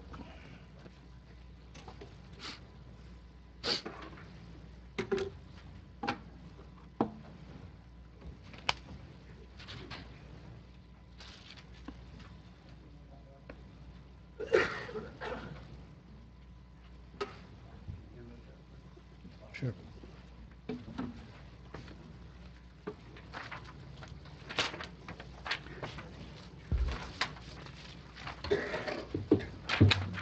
My name is John Fort, 118 East Ivan Road, Crawfordville. Okay. Can I go ahead? Go ahead. Facts and unanswered questions. Regarding traffic, please refer to your 2012 traffic map in front of you. The development is centered on the only point where most county, arterial, and collector roads converge. Why does the developer present a project study that shows little traffic impact when just about every major road in the county converges on it? Wakulla Springs. The map also shows the 2-mile proximity of Wakulla Springs to the proposal. It is the largest and deepest spring in North America. It is one of only 3 state geological sites. Its local economic impact is $22 million per year. Additional $2.4 million is earmarked for springs mitigation. The proposal is directly above the aquifer and streams feeding the springs. Yard fertilizer and roadway runoff will directly infiltrate these streams and the aquifer. Why does the proposal not adhere to the Wakulla Springs Protection Zone? Residential density. The project area is surrounded by low-density zoning. The developer is building and profiting from a development 2 miles north at a similar low density of 1 per 5 acres. Approval of this project by the current board ignores past county commission efforts and initiatives, including plans to protect Wakulla Springs. Current residents trusted the efforts of past boards and moved here. Why would the pact made between these citizens and past commissioners be completely ignored? The developer is requesting to amend the present future land use element to increase dwelling density. Why does the request directly contradict this board's 2017 Wakulla residential needs analysis? This board's analysis shows that by 2035, 4,100 additional housing units will be needed and that 22,000 sites are available for these 4,100 units. This availability is assured without amending the present future land use element. Infrastructure. Why has this proposal proceeded without addressing county concurrency and consistency requirements? The adjacent Crawfordville Town Plan has higher densities and adequate infrastructure for growth. It is not close to being built out. Why does this proposal leap over your well-crafted Crawfordville Town Plan? The proposal is a development dependent on subpar traffic management, underfunded emergency services, drainage that ignores infiltration, growing schools, overtaxed parks and recreation, and sewer of questionable future capacity. I'm almost done. In summary, this proposal, excuse me. Excuse me. Chuck, okay. Cut everybody off at 3 minutes. Need to go on. Move on. Fair. Cut everybody off at 3 minutes. I have to cut you off. The gentleman spoke 8. Oh, and that was the applicant. And let's hold the, Hey, come on. let's hold the applause, guys. Let's be professional. Be professional, please. Come on, man. Be professional. Eugene Watkins. You're just clapping, too. I'm going to call you out. Eugene Watkins, 35 Rough Cut Road, Crawfordville. The future land use map allows one house per 20 acres where Cutchin Properties and Parish Group are applying for an amendment to the comp plan. The developer's request for 2 houses per 1 acre represents a 3,900% increase in housing density. The developers mentioned he held a meeting for the public, and one thing they keep throwing out is they did a compromise on that number of houses per acre. There was no compromise. I keep hearing they said they could put 5 houses per acre. Not as the comp plan is right now. It's 1 per 20 acres. They compromised against their own number. They came up, we were wanting 3 houses per acre, now we're going to 2. That's all on them. That's their own compromise against themselves. That's not a compromise with the public. It is important to note that the Wakulla County Planning Commission unanimously voted against this amendment during the September 10th and the September 10th and the December 10th, 2018 Planning Commission meeting. I believe the comp plan exists to ensure smart growth and that we should avoid changing unless the benefit is clearly for the citizens rather than the developer. More importantly, this amendment request is located within Wakulla Springs Protection Zone, an area not suited for high-density neighborhoods, just like it was mentioned earlier about the fertilizer and stuff. The current town plan designates areas most suited for high-density growth. Let's honor both the comp plan and the town plan by maintaining the integrity of the plan and protecting the character of our community. Changing the comp plan for this developer will not benefit citizens of Wakulla County. Tax revenues generated by this development will never cover the additional costs that the county will incur for additional services. And Randy, I think you realize this too because you upped the utility tax to pay for some of the infrastructure, and that's just something that had to be done because growth does not pay for itself. We have to up things like the utility tax to cover that, and more growth will probably lead to more increases on taxes for the public. I won't step in there. And then the developers also mentioned smaller lots.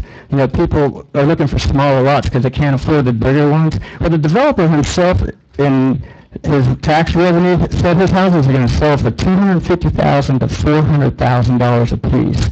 I don't think those are cheap houses. That if you can afford $400,000, you can afford an additional acre on your land. So I don't think that's a good argument. Please vote against amending the comp plan. Thanks. I still like you, Eugene. I still like you. Hug it out. Alan Reese.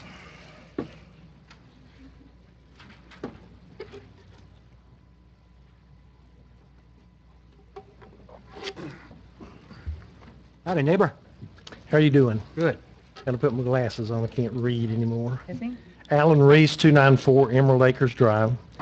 The comprehensive plan should mean something. A map amendment to the comprehensive plan should only be considered in extreme circumstances, not just so a developer can change agricultural property to urban fringe to sell more houses. Where's the public good? The only good I see in this comprehensive plan map amendment is to the developer. Where do you stop? How much is enough? You could keep changing agricultural property to urban fringe all the way to Wakulla Springs using the criteria they're using.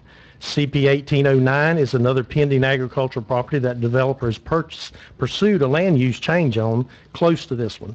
This property is not in the Crawfordville Town Plan. This property is within the Wakulla Springs Special Planning Area, formerly known as the Wakulla Springs Protection Zone. This property has large areas zoned R2 on the north and west side, agriculture on the south side, 5-acre tracts on the east side. An urban fringe land use is not consistent with surrounding properties within the proximity of this property. There are 7 other developments with 5-acre tracts and 2 other developments of 2-acre tracts. This land use change is in conflict with Policy 2.9, Policy 7.1, and Policy 8.3 of the Comprehensive Plan. And I don't believe the Wakulla Planning and Community Development Department should have recommended approval of this land use change. And due to the time restraint, I can only briefly address just a couple of issues. You know there's going to be significant traffic impact on this. There are currently 162 homes on East Ivan Road from 319 to Wakulla Aaron.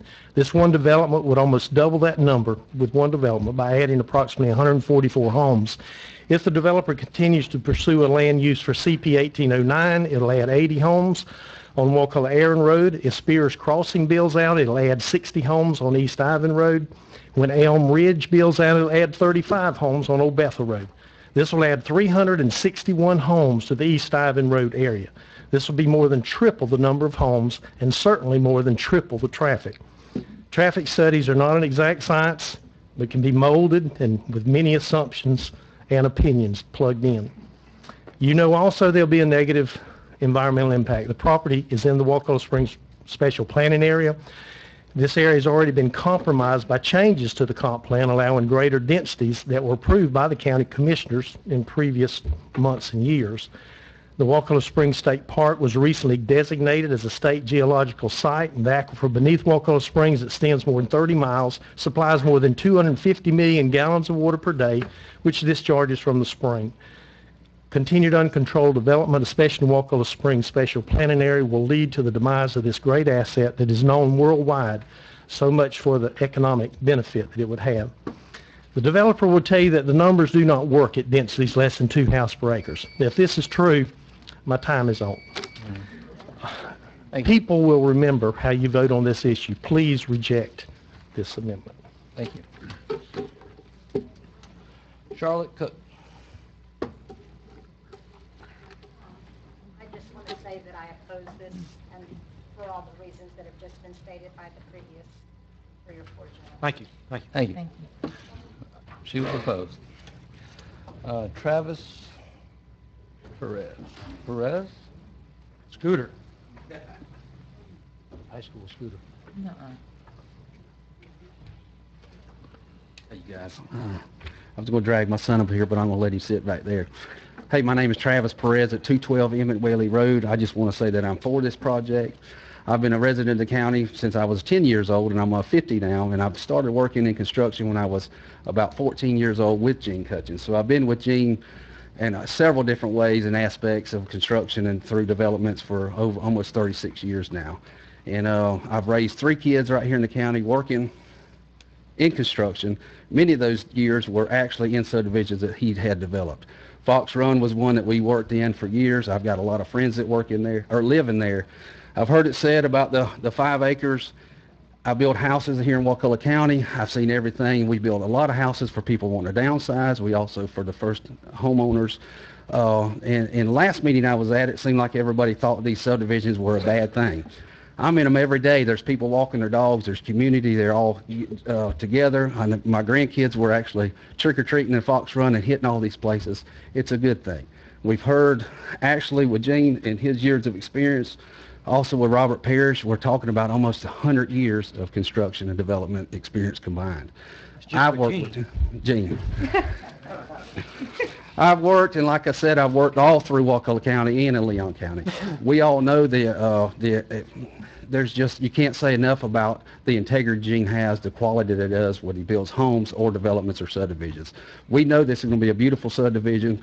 Sidewalks, you've already talked about the lift stations, the sewer. I agree with Mr. Mike. We were talking about the other thing. None of that came up. I don't understand that. But this development to me, in the area it is, I've been working in all the other subdivisions around. I think it's a perfect fit. Also, just want to say, out of my 3 boys, 2 of them are in the construction industry. I had a lot of friends that wanted to show up today. This was a little awkward at 5 o'clock. They couldn't be here, so I'm not just speaking for myself. I'm speaking for them. As you guys know, it's been stated there's up to 25 subs at every project. Those guys work right here in Wakulla County. They're eating at our restaurants. They're buying stuff at our stores, our supply houses. Otherwise, they're driving to the north side of Tallahassee to go to work. My son, he's in 11th grade. He's actually in the carpentry class now, which I'm glad they brought back. And not only him, but there's a whole group of kids that are going through that. He'll be graduating next year as a senior, but he wants to get into the construction industry as well. I'm here to say I support this. We know the integrity that Gene has. We have all the subdivisions to back what he's going to do, and I just ask you guys to vote yes for this. Thank you. Thank you. Linda Clemens.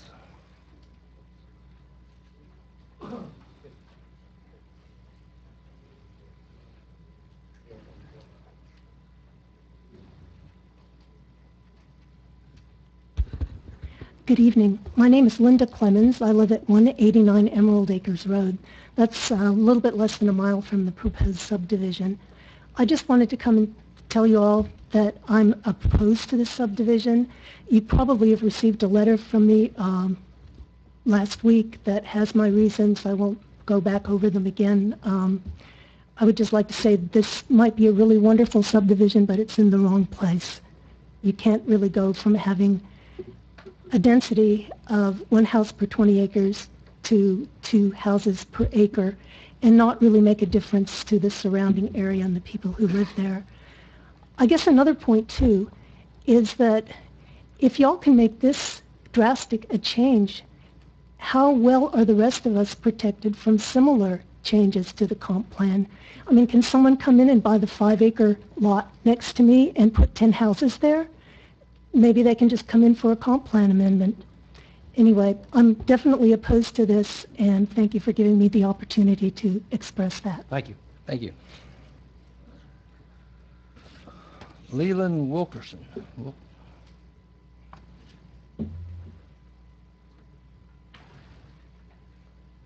I'm Leland Wilkerson, live at 152 East Ivan Road.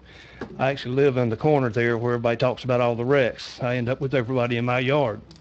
I can't clear my property out to the highway so I can see the road or people can see my house. I have to leave the woods rough and ragged there to keep people from ending up in my front yard at my house. And I personally went out there and I've had to hold a guy down in the ditch where he got thrown out of his truck because he flipped over in my driveway. And that happens at least once a month. And besides that, we're talking about the impact with the schools and everything. And we've got friends that are in the schools, that teach in the schools. They say they're not at capacity. You know, they may have room for another 30 students right now. You bring 144 more houses in there, you're talking about a lot more than 30 students. Even if only half the houses have kids. And most people that have kids that are young people, they're going to end up with 3 or 4 kids.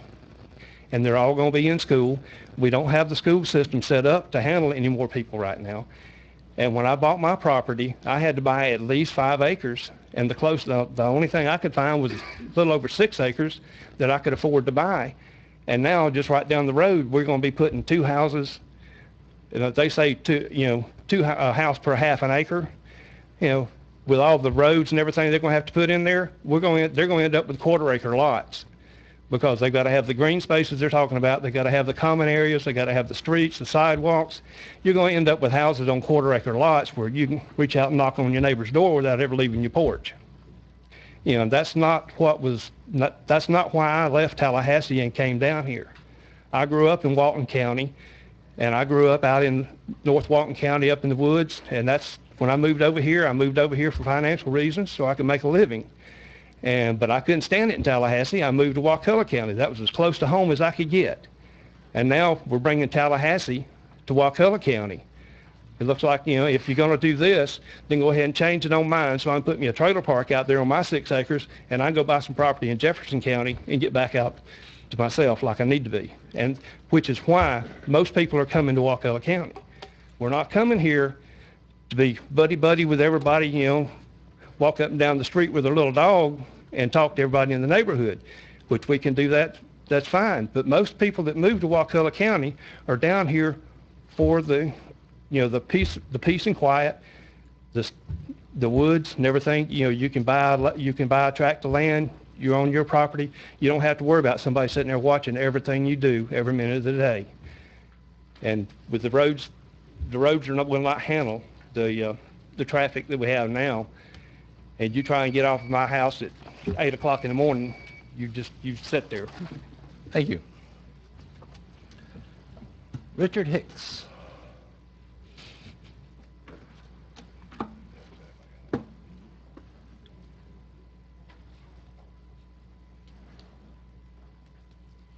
Thank you, Commissioners, for this opportunity to speak. My name is Rick Hicks. I was about to say I work because many times I'm in front of a county commission, I'm talking about what I used to do.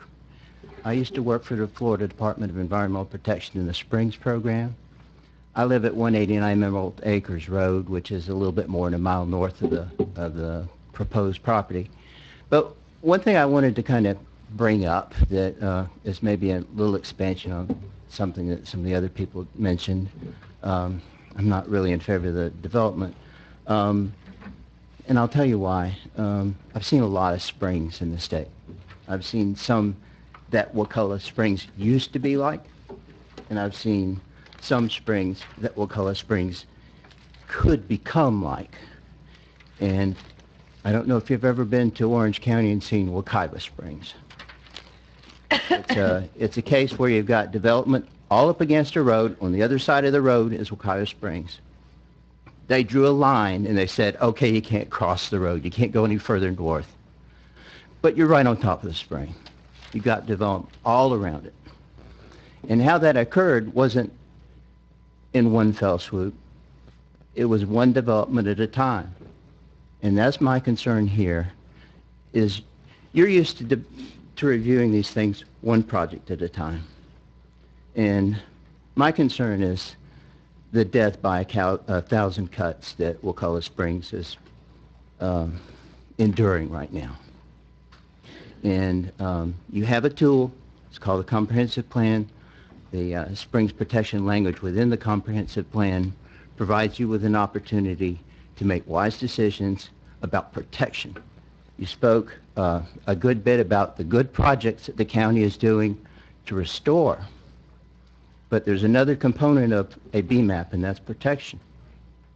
And I'd really encourage you to consider this as an opportunity to draw the line in the sand and say the kind of development on the west side of East Ivan Road needs to stay the way it is. The kind of development on the east side of Wakulla Springs or East Ivan Road in the direction of Wakulla Springs needs to be more protective. So I appreciate your time, and I'd like you to consider those thoughts. Thank you. Carol Nichols. Nichols.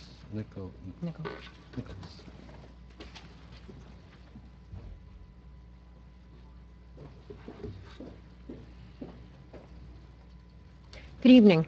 I live at 28 Ponderosa Drive, Crawfordville, which is in the Grove subdivision. People talk about older people not wanting a lot of property. I happen to be a 70-year-old retiree on 2 acres, and that's the way I like it. This current plan, and let me state right up front that I am vehemently opposed to this plan, calls for 144 homes on 72 acres. Where is the land going to come from for the roads? These homes are not going to end up on half-acre lots. The lots will be higher density than a half acre. The traffic study that was submitted, I question the validity of that study. It's inconsistent with current statistics. According to Experian Automotive, the average household has 2.28 vehicles per household. Let's be conservative at 1.5 vehicles per household. That's an additional 216 vehicles a day, speeding down East Ivan Road, Lonnie Raker Road, whatever road they can to avoid 319. Also, currently, 46% of all households are dual employed, means husband and wife are both working full time. Unless they're working at the same facility, they're going to have 2 cars. East Ivan, and sir, you're a sheriff, you need to set up speed traps on East Ivan. That road has become a nightmare, as has Lonnie Raker. I commend the Planning Commission for opposing this project. It was unanimous. I attended the committee meeting. I attended the Planning Commission meeting. I opposed the proposed change, which would add more traffic and high-density residences where we live now are on 2-acre and 5-acre lots. The increased traffic to our already busy roads will reduce the quality of life, not only for myself, but for all of my neighbors. And again, I hope that you will vote against this plan. You represent the constituents of this county. The overwhelming opposition to this change in the comprehensive plan should be well taken into consideration by all of you. Thank you. Thank you. Thank you. Terry Peacock. I just want to say this is Terry Peacock. I live at 141 Glover Lane, which means I have to exit onto East Ivan at least twice a day to get home and anytime I want to leave out there. If you do not think at this point in time that East Ivan has become a major conduit because of the traffic on 319, then you need to come join me out there in the morning and the evening going in and out of that road. It is already a major conduit. We cannot support another 144 houses at the end of that road going down East Ivan and going down Wakulla Aaron and going out Lonnie Raker. We have another school at the end of the road. You're impacting that school with the traffic that we're adding to that road, and you're impacting the people that live on that road. So that needs to be a consideration. This is not the place. All of us that live in that area have said we wouldn't oppose agricultural zoning in that area. We're not adverse to development. We're just adverse to that many houses in that location because it is a hazard in the safety for this community. And Mr. Merritt, I think that you need to consider, you came here with your mind made up. I hope that you're opening your mind and listening to your citizens who are constituents of you coming in and telling you why we oppose this plan rather than just sitting there with your mind made up, because you are voted in by the citizens of Wakulla County. So thank you guys for letting me speak. Thank you. Butch Topics.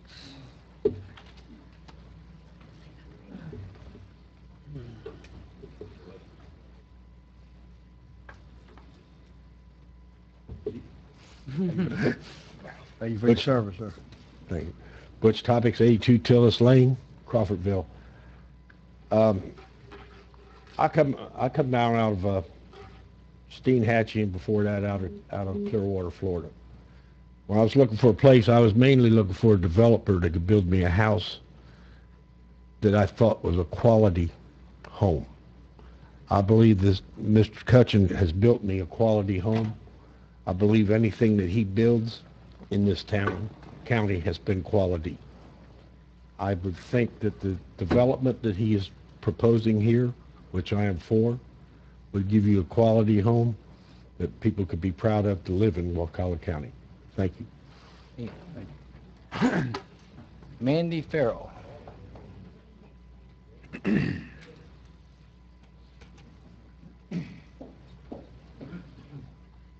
Hello, my name is Mandy Farrell. I live at 1215 Lonnie Raker Lane. I just want to say that I am for this development, that not everyone wants to live on a large tract of land, not just for affordability purposes, but just as a personal choice. Construction is obviously good for the economy in the county. People have already said jobs, tax revenue, and people will shop more locally. a lot of the opposition thinks that this would be out of place, but I disagree because Fox Run is less than a half a mile away and it's half-acre tracts. The property adjacent to Fox Run, which is actually closer to this development, less than a quarter mile away, has already had the zoning changed to, I think, 5 or 10 units per acre, and that corner of that lot has also been changed to zone commercially. The Gardens of Saraland is about a mile down the road, and then Songbird is just on the other side of that. So I believe that a development like this would fit in that area. And finally, I have no doubt that it will be a beautiful neighborhood and something that Wakulla County would be proud to have. Thank you. Thank you. Terry Jo Chapman.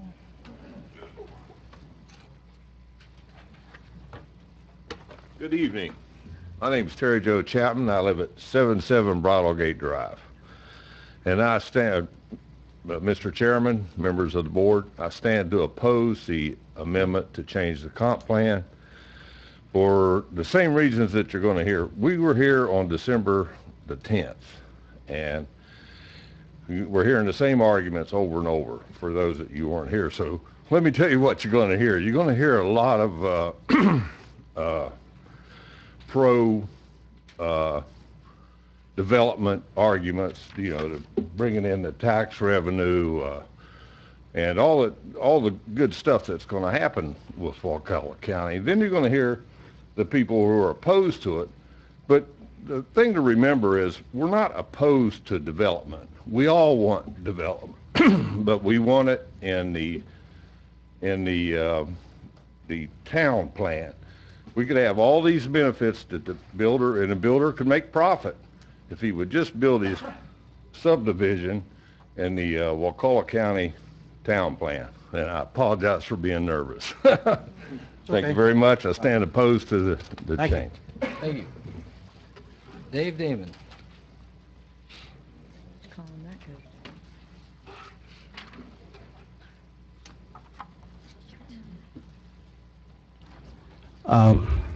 David Damon, I spoke earlier. First, I'd like to know how many people in here would like to see the meeting move from 5 o'clock, where you're sitting here with a hungry belly, to 7 o'clock. Could you raise your hand? Who would like to see it go to 7 o'clock? Would y'all consider that, please? Okay. So, we have a comp plan, we're ignoring it. We have a town plan, we're going to ignore that too, possibly, depending on how y'all vote. The Planning Commission came out opposed to this. Somehow P&Z decided in their wisdom that it was a good idea.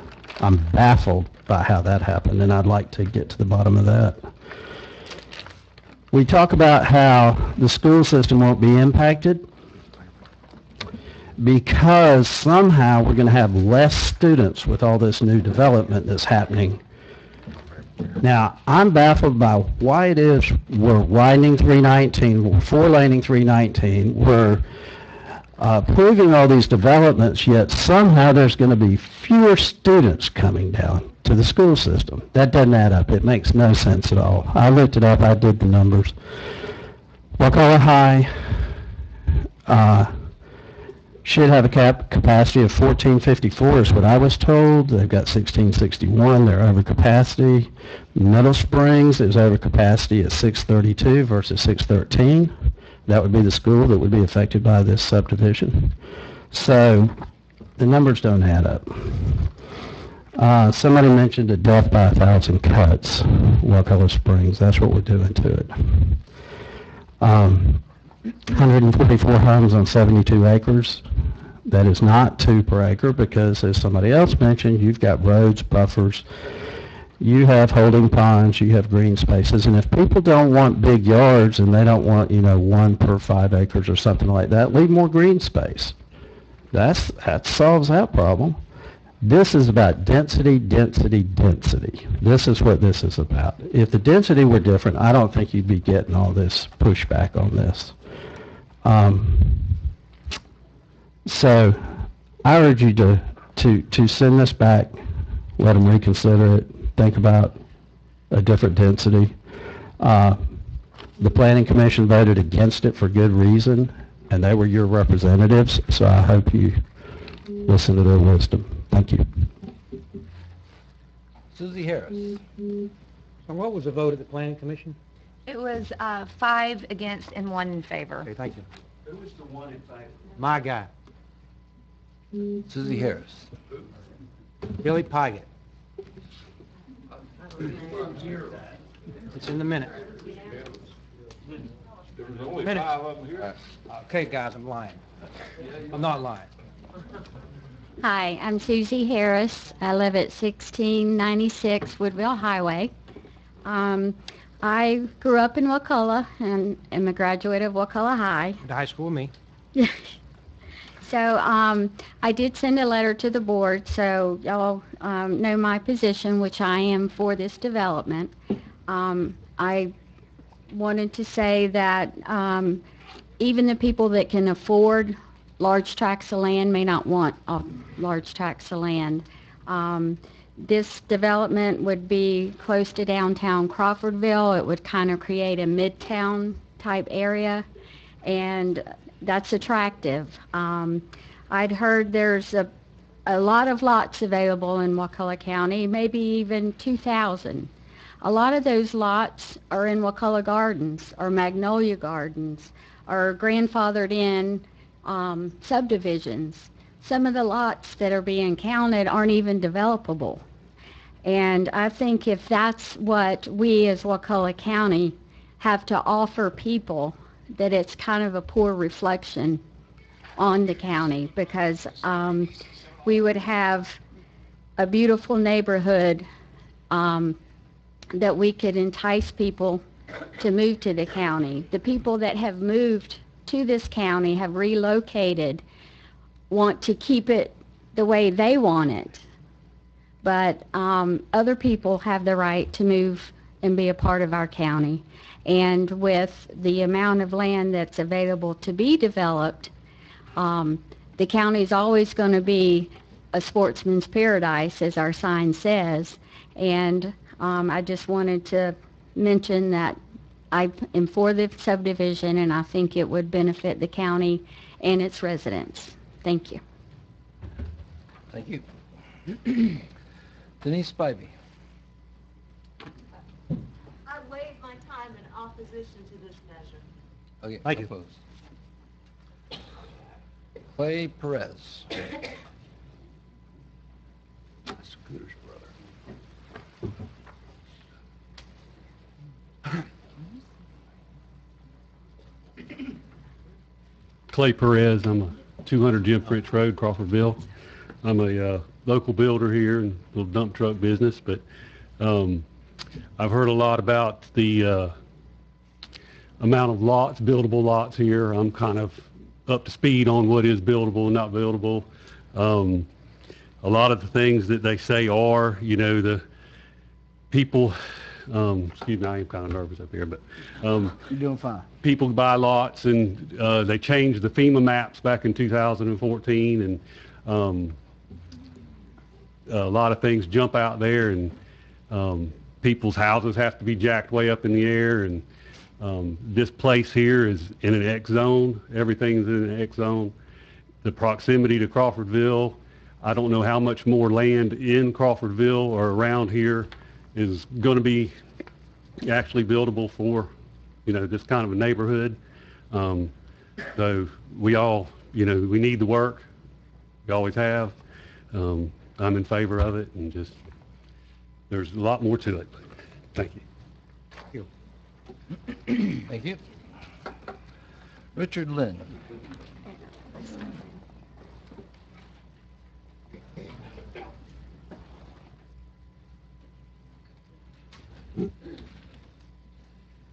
My name is Richard Lynn, 161 Deepwood Drive, which is off of Old Bethel.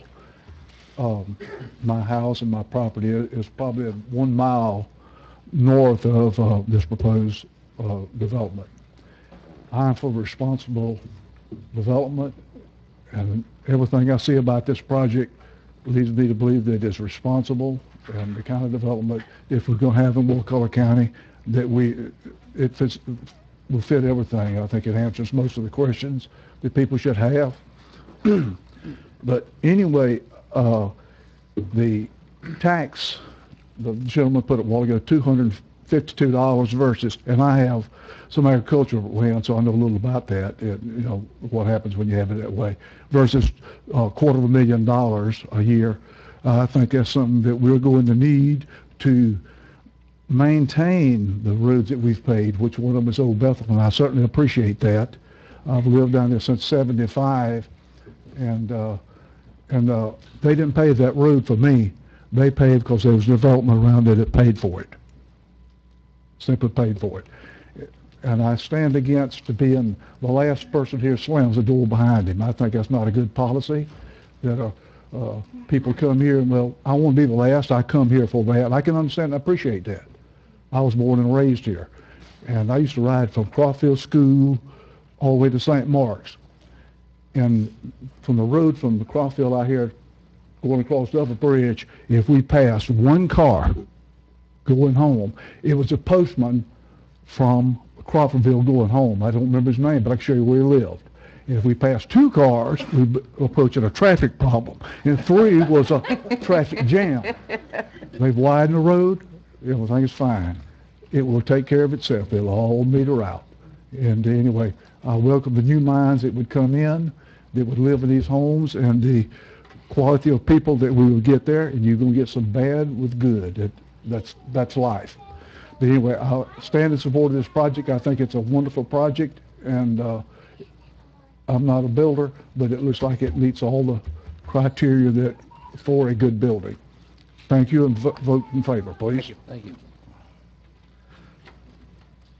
Amanda Coker.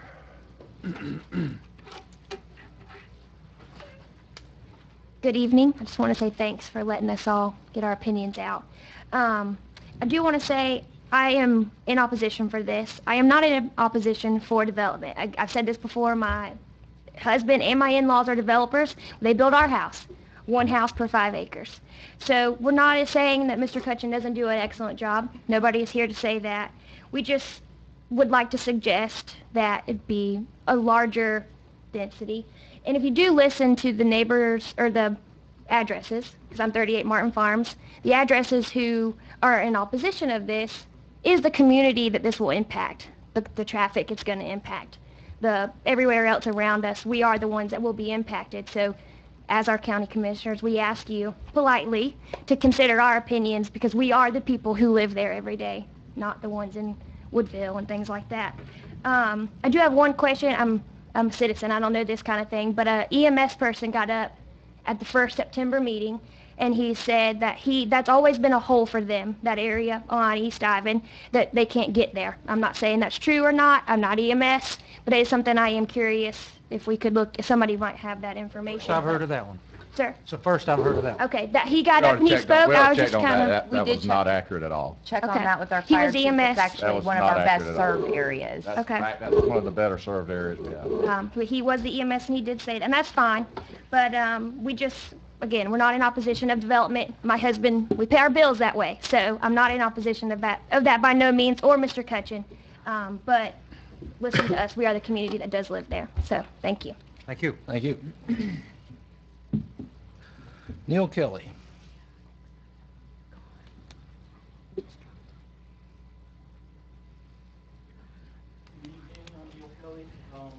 at 1108 Old Bethel, which is the eastern border, one of the eastern border lots to this proposed development. So as you can imagine, I'm very opposed to it in its current state. We just finished construction. We moved in past October. We're proud of our little spot, and we wouldn't trade it for the world. My wife and I both grew up here off of Lonnie Raker and off of New Light, so we're pretty familiar with the area. We want our daughter to be educated in the schools here. We want her to be friendly and wave at neighbors without having to live within spitting distance of them.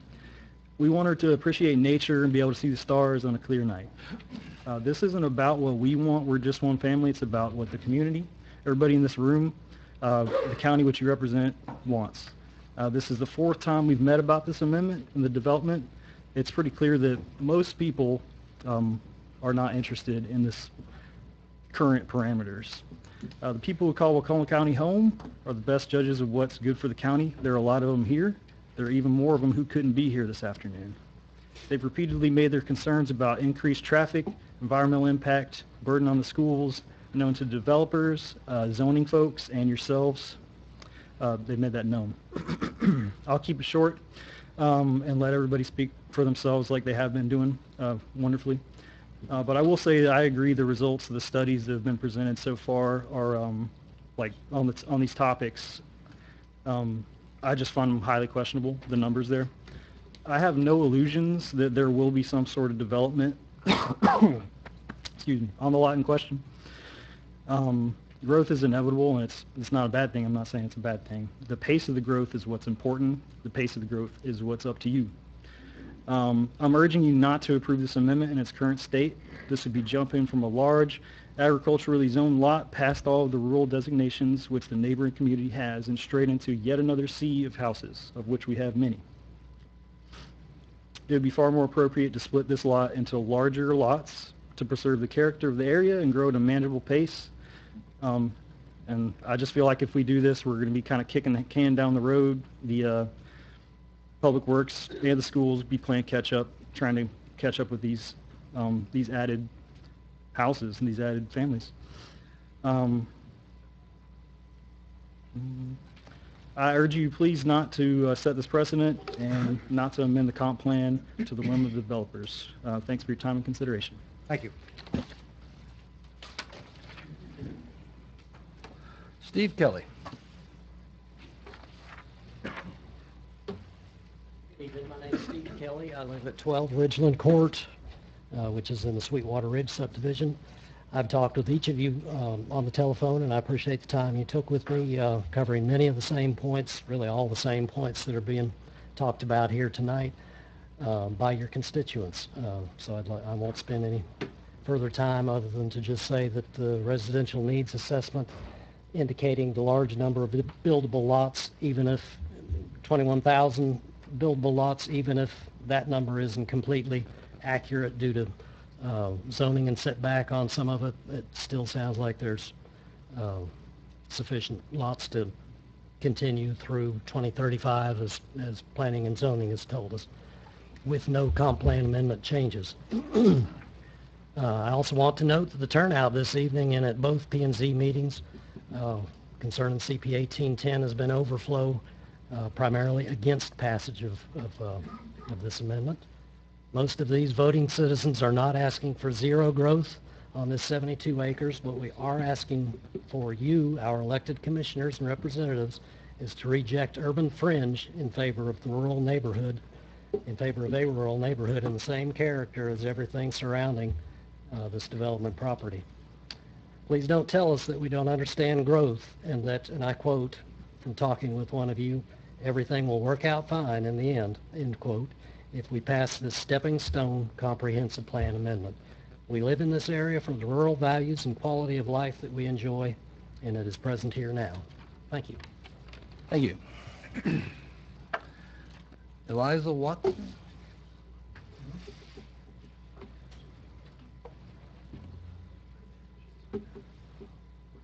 Hello, I'm Elisa Watson. My address is 11 Ponderosa Drive. I live in the Grove community, and I thank you for allowing me to voice my opinion. I'm asking that you vote no, because I think responsible growth is needed. I'm concerned about our infrastructure, our first responder services, and the impact that such a neighborhood would impact on our little street. I'm already playing chicken in the morning with dump trucks that have taken over the roads, and they're going down Lonnie Raker, where it says no trucks, but yet they're using it as a cutoff, and all of the other cars and all of the other things that will happen with such rapid development. And I'm asking you as a citizen for our community to please vote no. Thank you. Thank you. Thank you. Thank you. Angela DeBleekner.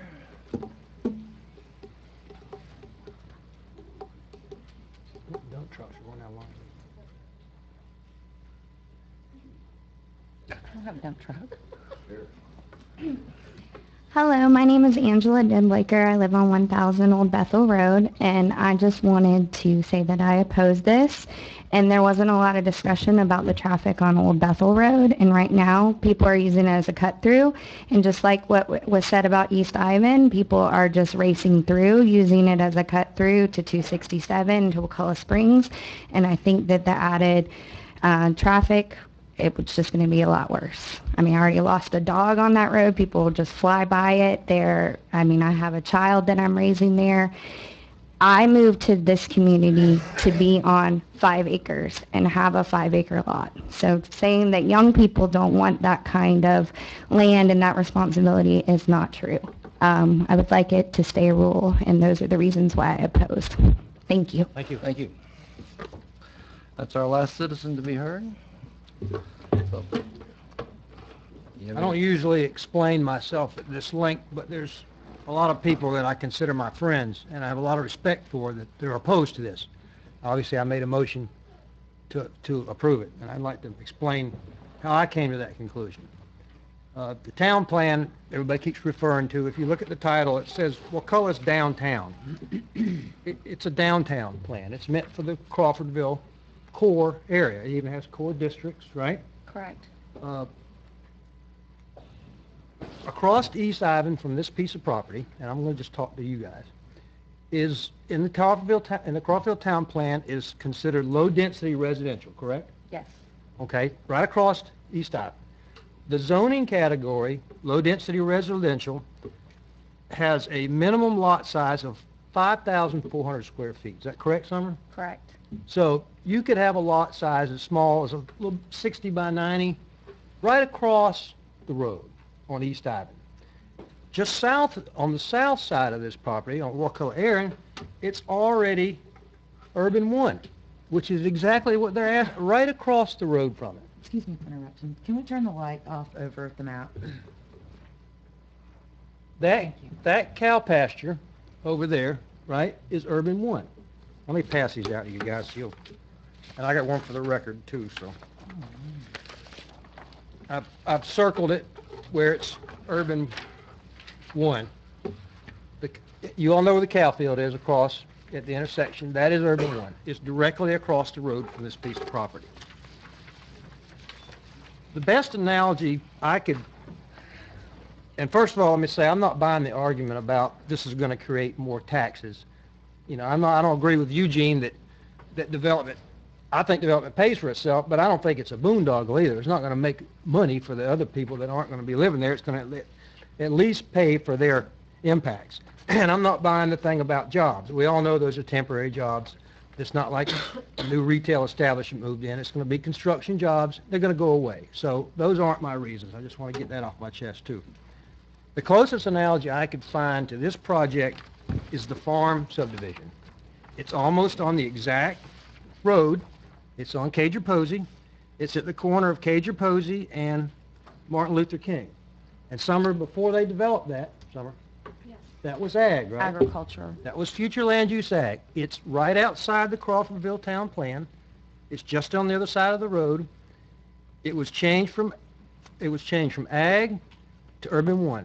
And that's exactly what they're proposing to do, is Urban 1. So if you want an idea of what's going to be there, it'd be something like the farm. Either you like it or you hate it. That's the best analogy I can come up with.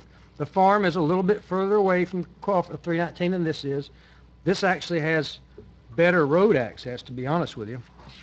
As far as the BMAP is concerned, the protection of the springs, does this meet the state standards for protection of Wakulla Springs? Absolutely. Okay. And also, we had I talked to a woman earlier that was asking about the fertilizer and stuff. She said, well, they're probably going to have a homeowner association, which I'm sure they are, and they can enforce these fertilizer rules. Now, I know that's questionable at best. I'm not naive about that. Nobody's going to be out there watching how much fertilizer somebody's going to put down.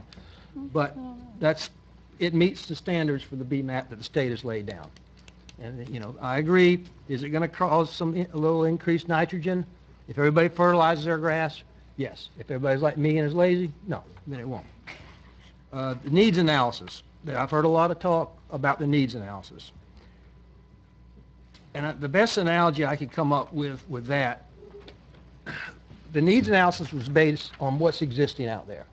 And I asked Summer, in the last 10 years, about 500 or 600 lots have been approved probably by the county from comp plan amendments, like the farm, Songbird, Martin Farms, Mallard Pond, all those. If we take if the past boards had taken the mentality that we're not going to do that because of needs analysis, we would have told every one of the people, when Wakulla Gardens, you want to build a house, build Wakulla Gardens, or build in Panacea. There's thousands of vacant lots. We're not going to approve these new subdivisions on sewer.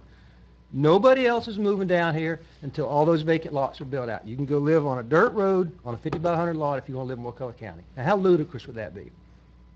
Not at all. Just because you say there's vacant lots, not everybody wants to live on 5 acres. Not everybody wants to live on a 50 by 100 lot. I sure don't. I have. I lived in a trailer. I don't like it very much.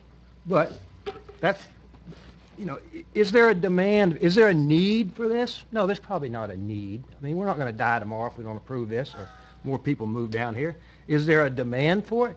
Yes, absolutely there's a demand for it. The lot inventory right now, and I know that's probably a lot of people don't care nothing about that. I understand that.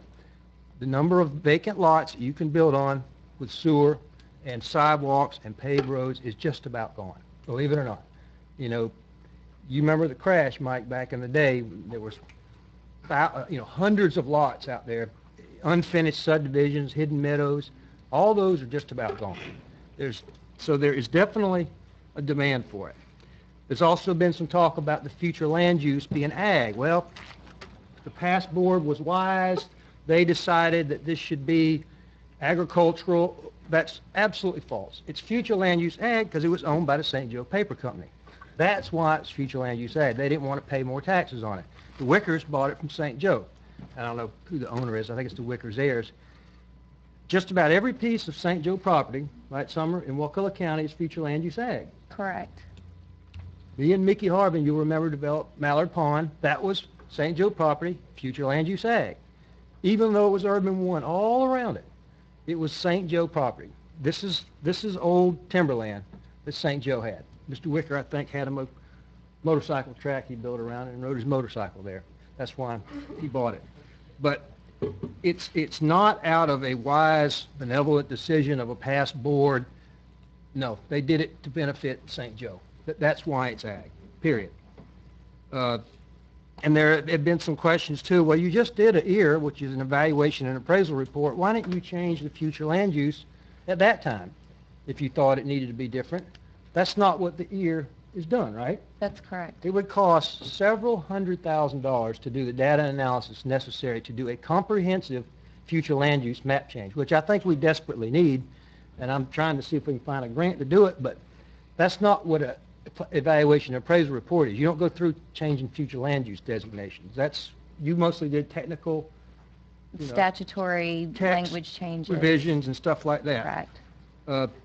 So what it boils down to in my mind, if it's not because of jobs or new taxes that I'm thinking it's for, then why? Well, why do I support it? Well, I think it's in the right spot, to be honest with you. It's got good infrastructure. It's got good transportation routes. It's got several paved roads in and out, kind of like the farm has. It has Revel Road, MLK, and Cager Posey Road. And, is it going to cause more traffic? Yes, it's going to cause more traffic. But we can't be naive and think that there is going to be no growth in this county. Obviously, from the past, there's going to be growth. If we got to have growth, which I just went back the way it was in the 80s, to be honest with you, but that's not realistic either. That's not going to happen. Not everybody that's moved here in the last 10 years just going to go back wherever they came from. So if we're going to have growth, this seems like a suitable space for it. It's, like I said, it's urban one right across the road. And that's what I got. I'll make a few comments. I agree with just about everything that Randy said. I'm going to add a couple things to it. I mentioned traffic earlier. Obviously, we all agree. I grew up here as a boy, and the traffic was not the way it is now. We know that's a part of a growing community. I'll also say that when I was a kid, when I was in high school, my house burned down. And we lost everything we owned, almost lost my father. We didn't have a paid firefighter system at that time. Now we do. Now we have ambulances. We have a lot of things today that we didn't have when I was growing up here. Rec park, libraries, community center, so many things that we appreciate and we enjoy in the community. And the only way we have it is because everyone moved here. Everyone moved here and added to our tax base. And so this is always a tough decision. I hope no one thinks that it's easy to sit up here and make this decision, because we hear you and we respect your opinion and we understand what you're going through. But this is a tough decision that we've got to realize that there's pros and cons in having a community that is growing. If we went back to the 80s, like Randy said, most of these things would be gone and a lot of the people that live in our community would be here. I think the population was 10,000 when I graduated from high school. And, we've tripled that now. And so we've got to figure out a way to keep that in balance. I heard a lot about the town plan. The town plan is a tool. It's like a budget. It's something that can change as time goes by, just like the comp plan. We heard how many times the comp plan has been changed. And the town plan was never intended to control the area outside the town plan. It was a driving document to control inside the town plan. And so we couldn't say, well, you can't build in Smith Creek because it's nowhere near the town plan. It's apples and oranges. They have nothing to do with each other. There's a lot of very good comments that came tonight, a lot of passion, a lot of opinions. I would recommend, going forward, and we heard tonight, this is coming back again. Going forward, this is simply my recommendation.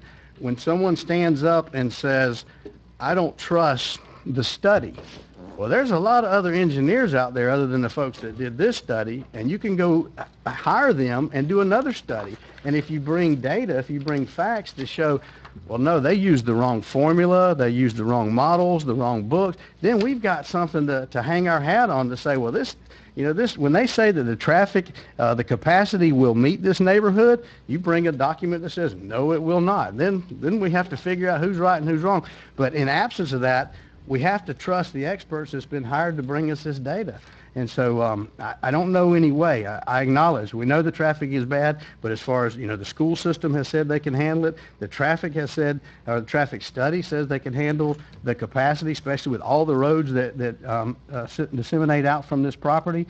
I know very few neighborhoods that are imposing the best management practices that's being incorporated here, and also the Florida Yards and Neighbors program.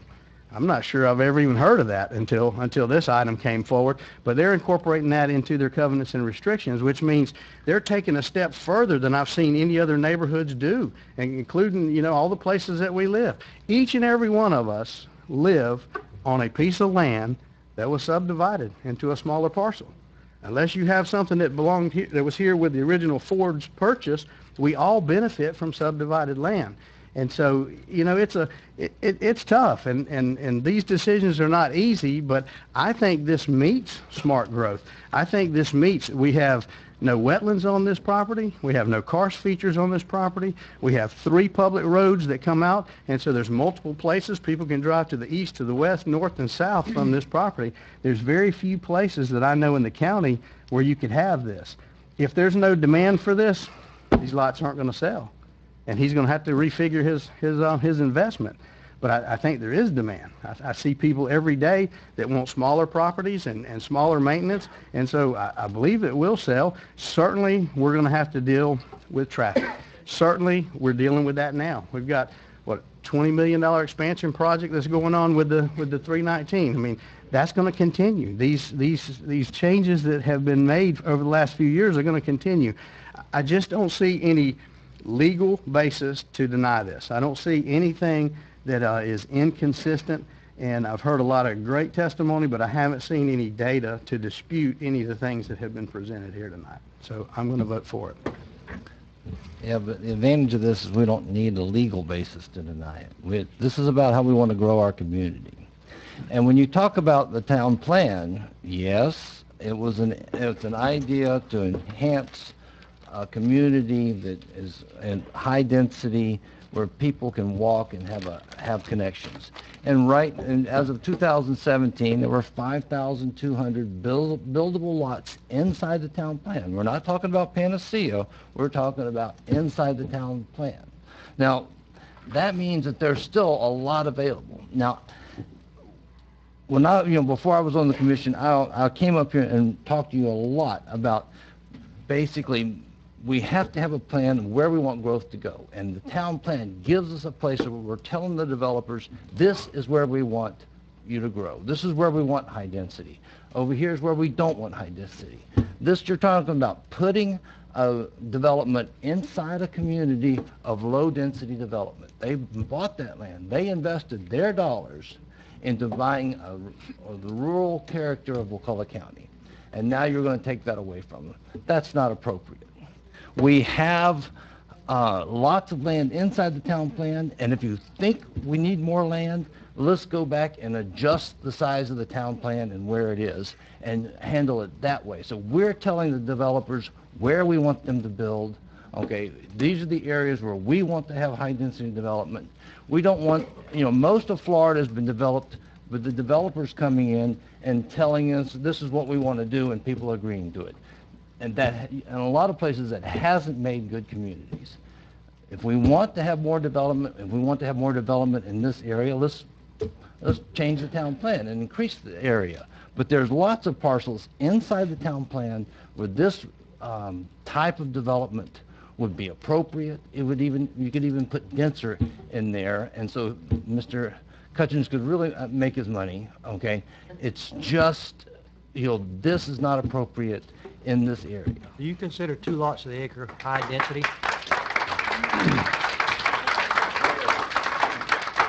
Given where this is and what's around it, those people bought 5-acre lots, and that's what they want to have around them. Is 2 units per acre high density? For this area, that would be high density. Come on, people. For this area, that would be high density. Yeah. Okay, you put them inside the town plan. The farm is high density? The farm Are you was saying done, depends on where it's at? The farm was done long before the town plan was in effect, and so comparing this to the farm is not appropriate. I opposed the farm because of where it was. Okay, back in when that was proposed. Hidden Meadows. It's the same thing. It's even further away. It's even further away, but it was all approved before the town plan was in effect. I don't want to be argumentative, but in your mind, would all growth occur only within the Wakulla town plan? No. But appropriate density here, with 1 house per 2 acres, like we talked about earlier with the Schuff parcel, that would be entirely appropriate here. That would be more in character with the current conditions that are there. Yeah. Disagree. Well, I'm of the opinion, I'm going to talk to us here. We've heard the public, and I appreciate all they've had to say, and a lot of my friends are sitting out there, and I hope I don't lose any of them over this, and we can still be friends when we're done. But the bottom is all development, and I'm a big proponent of the town plan, as you are. But I never expected the town plan to be where we was going to put all growth. Yes, it should be heavy growth, like 4 to an acre, 8 to an acre, and so on. But not, I don't think 2 to an acre is heavy development. That's my opinion. I was born and raised here. I know what we started with. When I started on this board in 1994, we had nothing. We didn't even have a McDonald's. We had to go to Tallahassee to get a milkshake. And we've grown into what we are because I believe we did some smart things. Were all of it great? No. And did we learn as we went? Yes. And we made better and better subdivisions, one of which Gene Cutchins did right across the road in Fox Run. That was one of the biggest growing pains we had in development. And I can remember Gene Cutchins getting very upset with us because we demanded that he put certain things in that development. First one on and he sewer. did. And it was the first one on sewer. And that's how we have got to continue to grow this county. Do I want to see the county covered up in asphalt and houses? No, I don't. I want my grandchildren to enjoy the same things that I have. But with all that said, it can't happen in the town plan. And yes, I believe that the town plan is going to grow. I believe it's going to swell because as we begin to grow out the town plan, it's not going to be probably in my lifetime, but some of you may still be here, and we'll see that grow, and it'll get bigger, and that area will eventually be, I believe, in the town plan. It has all the right conditions, just like you guys have already said. To me, you couldn't find a better spot as far as protection of the Wakulla Springs. We're going to put it on sewer. It's going to be on water. They're going to put all these conditions in the homeowners. It makes sense to build it there because it has the roads. That's why I was opposed to the last one. It had one single entrance and exit, maybe a second one, but and it's in wetlands. It has a whole end that is wetlands. This plat has none. None. It's the most ideal place to build this kind of growth. Now, when Gene first came with this and he wanted to do it, he was expecting to do somewhere between 3 and 5. I would have never voted for that. But I did believe that 2 per acre, and that's about as max as I ever want to see is 2 per acre unless it's in the town plan. And I'll go on record saying that now, and you can hold me to that. I didn't want to live anywhere. When I came here, I didn't want to live anywhere but where I live. I had a choice to go to the other 21,000 plats of property that were available. I didn't like any of those. I didn't want to live in Panacea. I didn't want to live in Wakulla Gardens. Nothing against those. I wanted to live where I live, and that was a little subdivision that Alexander developed, and I was lucky enough to get a spot there to live, and that's where I live. So, you know, we're all passionate about where we live, and we don't want it in our backyard. I understand that. I don't either. But at the end of the day, I believe that we're charged with doing what's right as a whole, not just East Ivan. My mother grew up in Ivan. My grandparents come from Ivan. Me too. So I understand. And at the end of the day, I have to do what my conscience tells me to do is best for Wakulla County as a whole, not just one section of the county. So with that said, I'm going to vote for this project, and that's all I'm going to say about it. Well, the whole idea that, the town plan's going to expand, as long as we allow development to build as dense as they want outside of the town plan, they'll never move in. But we're not, Chuck. I mean, this is 2 per acre. I agree with you. I do. We have to say no at some point. If he was here saying he wanted any more than 2 per acre, I promise you I would not vote for it. And I told the man that. I told the man that before he ever started. Don't come here with that, because I'm not going to do it. So, and I'm on record now and saying I won't do it again. I promise you it'll be 2 per acre or less going forward unless it's in the town plan. A future land use change. Yes. Because you're compelled to do zonings. Well, in that case, yes. Now, I would like to ask the developer, if this does go through, as they go through this process, if there's any way to give a buffer, especially on the north side, along Glover, and you don't need to answer right now, Gene, but just, if there's any way to maybe cluster down a little bit, because Glover Lane, Mr. Barry Glover lives there, Kenny Glover lives there, and if there's any way to buffer that as much as humanly possible, that north line that doesn't abut a road, I think, that would go a long ways, if y'all would consider that. About the other side. Buffer the other side. You can buffer. He can buffer every side he wants to, people. And if they, that's something we'd ask. Gene, buffer every side if you can. Okay. So I've asked, but specifically on the north side.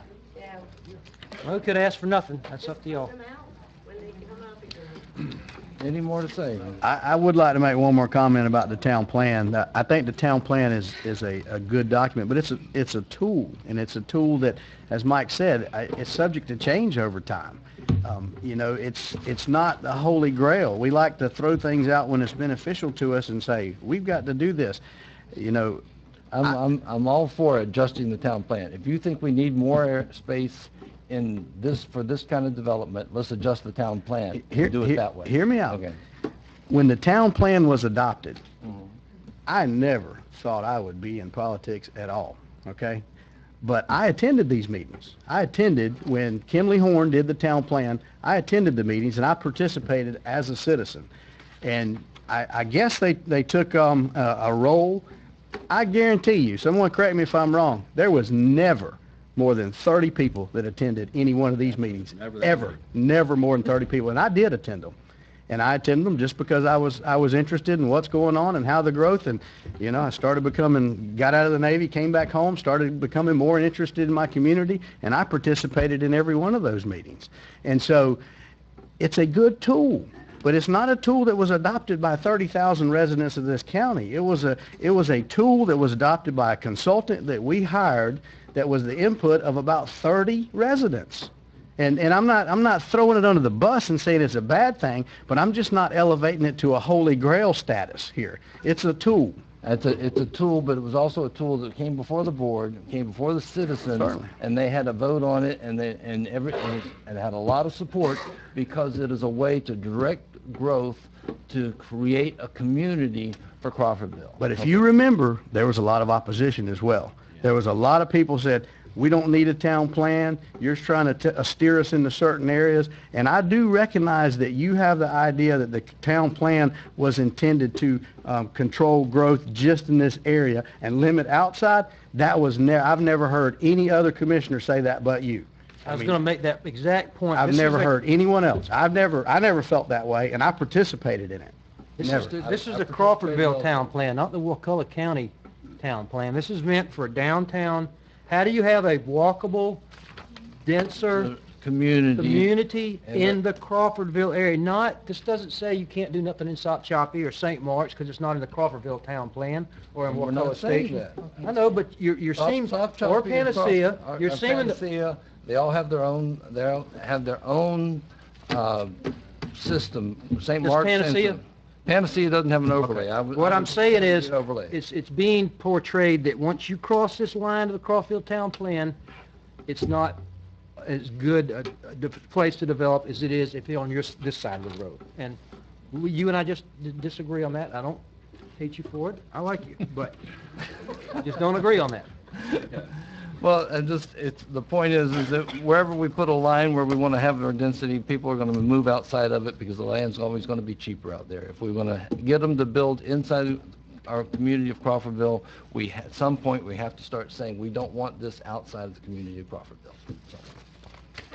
But we did, I don't want to beat this completely to death, but we did do with the Crawfordville town plan, we offered lots of incentives, right? If you have bicycle racks, you can have less parking. If you have sidewalks, so to me, the Crawfordville town plan is a package of incentives, not a package that says you have to do it here, you can't do it somewhere else. That was an important point that was made to sell it, and that was a compromise right there, that if we force it, then I don't know if it would have passed, but that was, let's incentivize it instead of regulate it and force it. That's exactly what we did, right? Correct. Okay. Anything else? Okay. All in favor? Aye. All opposed? Aye. Passes 4-1.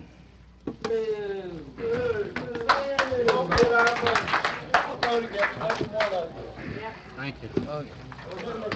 Y'all want to take a minute break, let everybody get out a second? Chuck? Yes, call a break. we'll just take 5 minutes and wait for the room to clear. Do you have anything, David? Yeah. Yeah.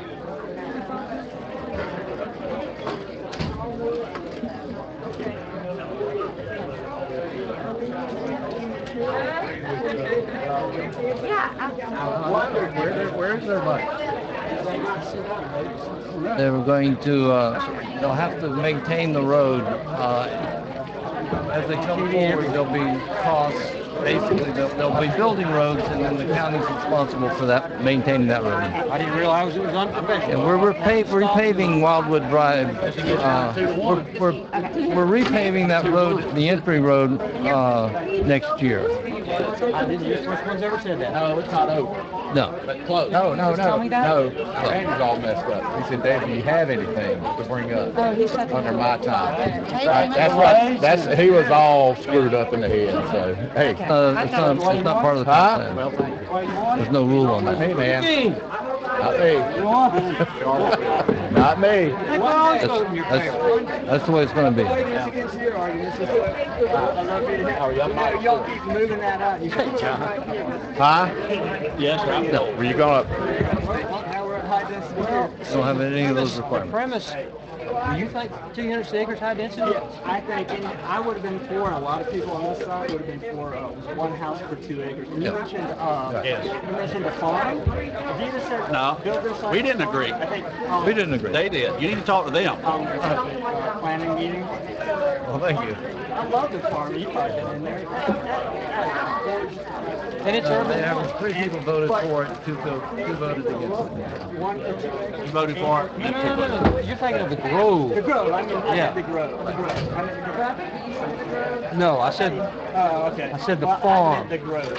So the Grove. Tell them. Hey, tell her the meeting ain't over. are you leaving? Fancy, we're not finished. Meeting's not over yet. Oh, David said it was over. Huh. No. But anyway, the farm is a Okay, excuse me, folks. If you can clear the room so we can go on with the meeting here. Thank you, folks. You need to clear the room. We still have a meeting to have here. How are you, sweetie?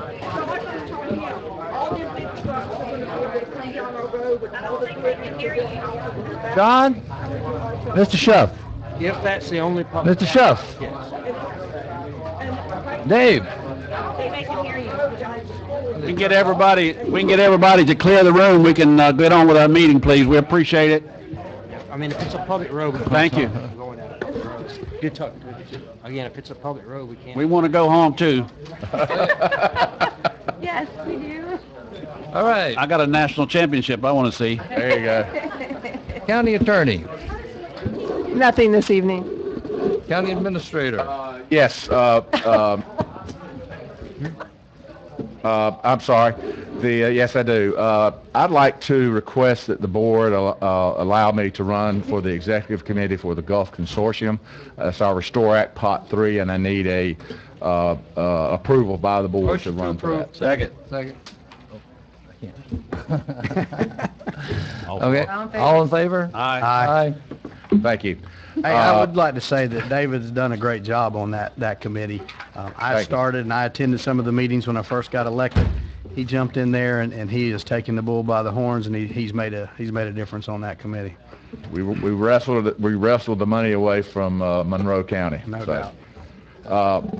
There'll be a public meeting in Franklin County about the Alligator Point secession. We have nothing to do with this at this point in time. The meeting is that's on the 15th, is in Apalachicola. It's for Apalachicola Alligator Point residents only, and that's for their BOCC, Franklin County, to listen to them. At this point in time, we're not doing anything with this at this time. There's nothing for us to do. Surf Road progress, we should be paving on Wednesday. I've confirmed that with Mike today. He confirmed that with the contractor. Masha Sands, our NERDA project, where we're going to redo the entire Masha Sands boat launch areas. That project, they mobilized in there today, so it'll be, the park will be closed until further notice. More than likely it'll be April when we'll open up the boat ramp, because we're going to tear the boat ramps out and redo them. Hurricane Michael cleanup, we're almost completely finished. The contractor will probably be pulling out here shortly. Then work continues also, those that don't know it, on Smith Creek Bridge, over off of 375. Bridge is being replaced. DOT is doing that. Smith Creek Bridge? The actual Smith Creek Bridge, and it's being replaced. Yep, they're building the detour now. So that's underway, and that's FDOT. We can thank FDOT for that. That was one of our bridges, and they stepped in and built it for us. Actually, they called me about it. I reminded them that the old Smith Creek Bridge is on the west side of the road. Still got the abutment and everything. I wonder if they use that. Yep. Anyway, that's all I've got, Mr. Chairman. Thank you. Citizens to be heard, Mr. Gary Brown? Yeah.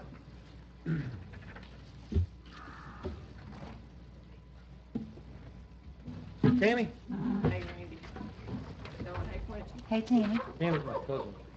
Hey, Gary. Yes, sir. I graduated with Tammy. How you doing? She's older than I am. Me too.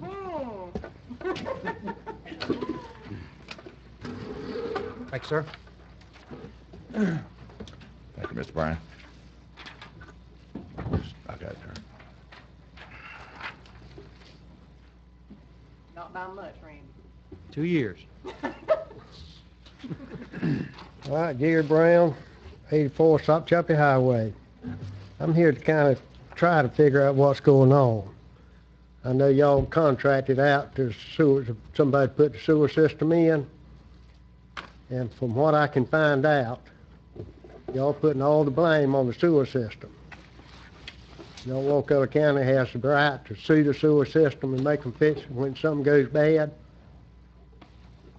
David, I'm talking to you. What was that now? When you contract something out, Mm-hmm. all right, if they don't do it right, you're supposed to come back and make them do it right. That's All right? ESG. You talking about ESG? Yeah, Mm-hmm. all right. They have insurance for that. Well, county's what's supposed to take care of it. though. Well, the problem's been taken care of. We've filled the lift station's completely abandoned now. No, that's right. Mm-hmm. I've been fighting y'all for years and years on this thing. You know, And we've recommended you go to, and your council to go to ESG for that, and to ESG's attorney and to their insurance company. Well, the county's supposed to be responsible for that. Am I right?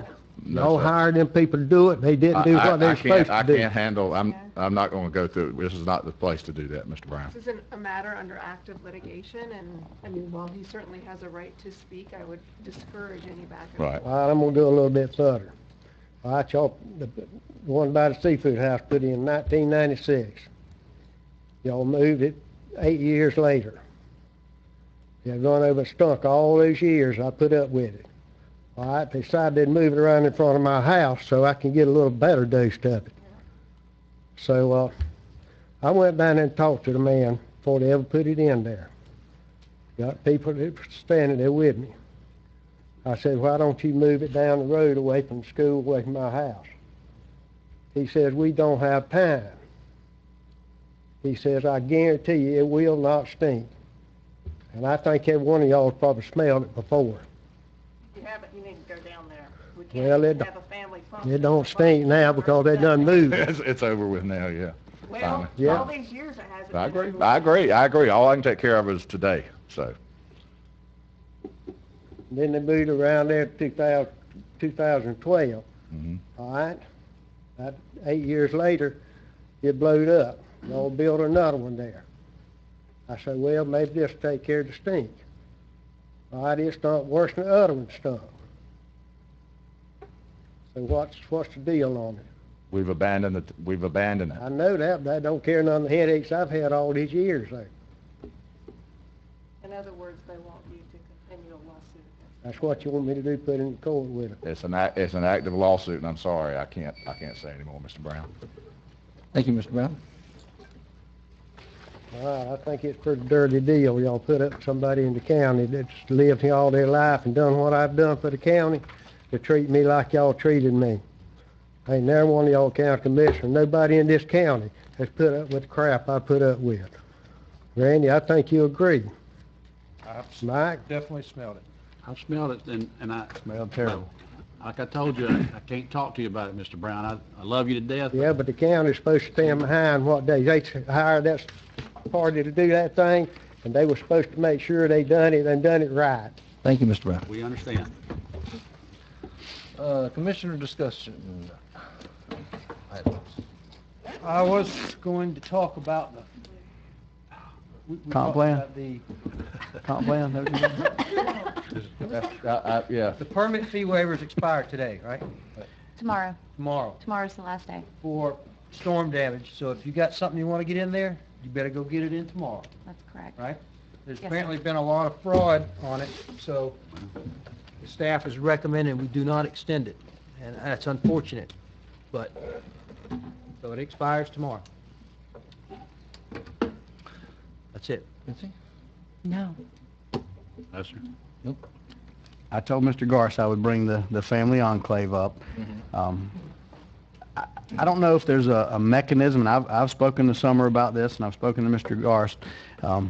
If there's a legitimate need, and if there's a mobile home, RV in place, I'd like to see us to have some kind of mechanism where that can continue, because if the purpose of that enclave is to help, it's certainly not going to help him to make him drag it out and put an RV in there. I agree. You know, be honest, I've never been a fan of the RV, and I understand why it was brought up to try to keep it a more temporary nature, but it's not always a solution, you know, and I know we don't want one-off solutions. We want to try to have something that can be enforced across the board, but I think in this case, you know, if there's a legitimate need, and if that is demonstrated, and I'm certainly taking him at his word, but I don't know. I can't determine whether there's a legitimate family health need, but in a case where there is, I think we need to have the leeway to accommodate that. We need to and not amend the put code to be able to do that? Yes. Are we talking about grandfathering in? Basically, yeah. Yes. And the reason why the whole thing with the camper is because people were using it for a second house. Now, ultimately, the previous guy got his property rezoned, making it where you could legally have 2 units. I don't know what your situation, how many... I don't think he has enough land to accommodate it. Unfortunately, he does not. We If need you want to explore bring that back option. an agenda item, how long are you going to be here, Ralph, on the board? Don't know yet. Can we But if he Well, he's running for state. Why don't we direct staff to bring something back that makes sense? to grandfather the existing units? If the house is already there. If the need is still legitimate. There and the house is already. Only thing different being if it's already had a family enclave and it's got a mobile home and it doesn't meet the camper standard, that they could keep it. The problem is us identifying that family need, because the problem is what if all of a sudden it goes, all we have to do is take people's word that it's, we're doing it anyway. well, this and this and this and this and. Sir, we're talking to the board. We're talking to the board, not you. But we already they have to document the family need. So as long as they can document the family need, then we can grandfather these in. As soon as they lose that documented family need, then this. I understand what you're saying. The only difference in this case would be, like in him, and we're not doing this rule just for this one dude, but he had a family enclave agreement before. He moved a mobile home in, right? Mm-hmm. The rule changed, saying you can't have a mobile home anymore, and he wants to keep doing a family enclave. Is that right? With a new party, not New the party. originally Yeah, intended multiple party. parties, yeah. They're being told, take the mobile home out and bring in Right. a camper. It Right. just doesn't make, Right, I got you. common sense. Right. And I don't have a problem with multiple parties, because all of my family is getting older, and the ones that aren't, we're not worried about them anymore, and so that's a consistent problem as If you want to make a people age. motion, it'd have to be unanimous, of course, but I'll second it. If you want to make the motion to have staff bring something, I'll vote for it. I'll make that motion. I'll second. All in favor? Aye. Aye. Good job, Passes Ralph. 5-0, so. Motion to adjourn. And it'll still come back, so nothing has changed as of tonight. It'll still have to come back and work He's through not the under code process. enforcement, is he? It'll fix Yes. Yes, he's under, your code enforcement will We'll continue. just stop that, at least put it on hold, Summer? There's been multiple continuations or extensions granted in this particular case, so we'll definitely We'll let look y'all at do your that. job. I was gonna say, I think the code board would have to do that, right? But if they know, It has not been to code board Okay, yet, okay. so. It might be a situation where fines have to be imposed, and then it has to come to a board to repeal them because we're changing the Right. ordinance, I or would have already point changed out it. that although we require a letter of hardship from a medical professional to justify these special exceptions to our density standards, there are not any mechanisms in place to ensure that the people actually residing in that mobile home or RV are actually the people who have received that letter. Well, and there That may be is of some, concern for maybe staff. we need to add that in. We need a utility bill, a bank statement. We need something to correlate the two, because I agree. But, if the doctor says that there's a need there and we can see that that person is filling that need and filling that property, You know, it's kind of like what I said tonight with the study. Unless someone shows me something that counters, I have to accept the doctor's telling me the truth when he says that there's a need there. And there's not a family enclave on every street corner. I mean, they're not that. And they are a headache, and I hate that for summer, and I know that we've gotten that whittling them smoothed out down. some. Yeah, We're whittling them, so. yeah. All right. Adjourned. Bill, you got something to write about? Yeah. It's been 5 years, hasn't it? I thought 9:05. I got it at 8:05.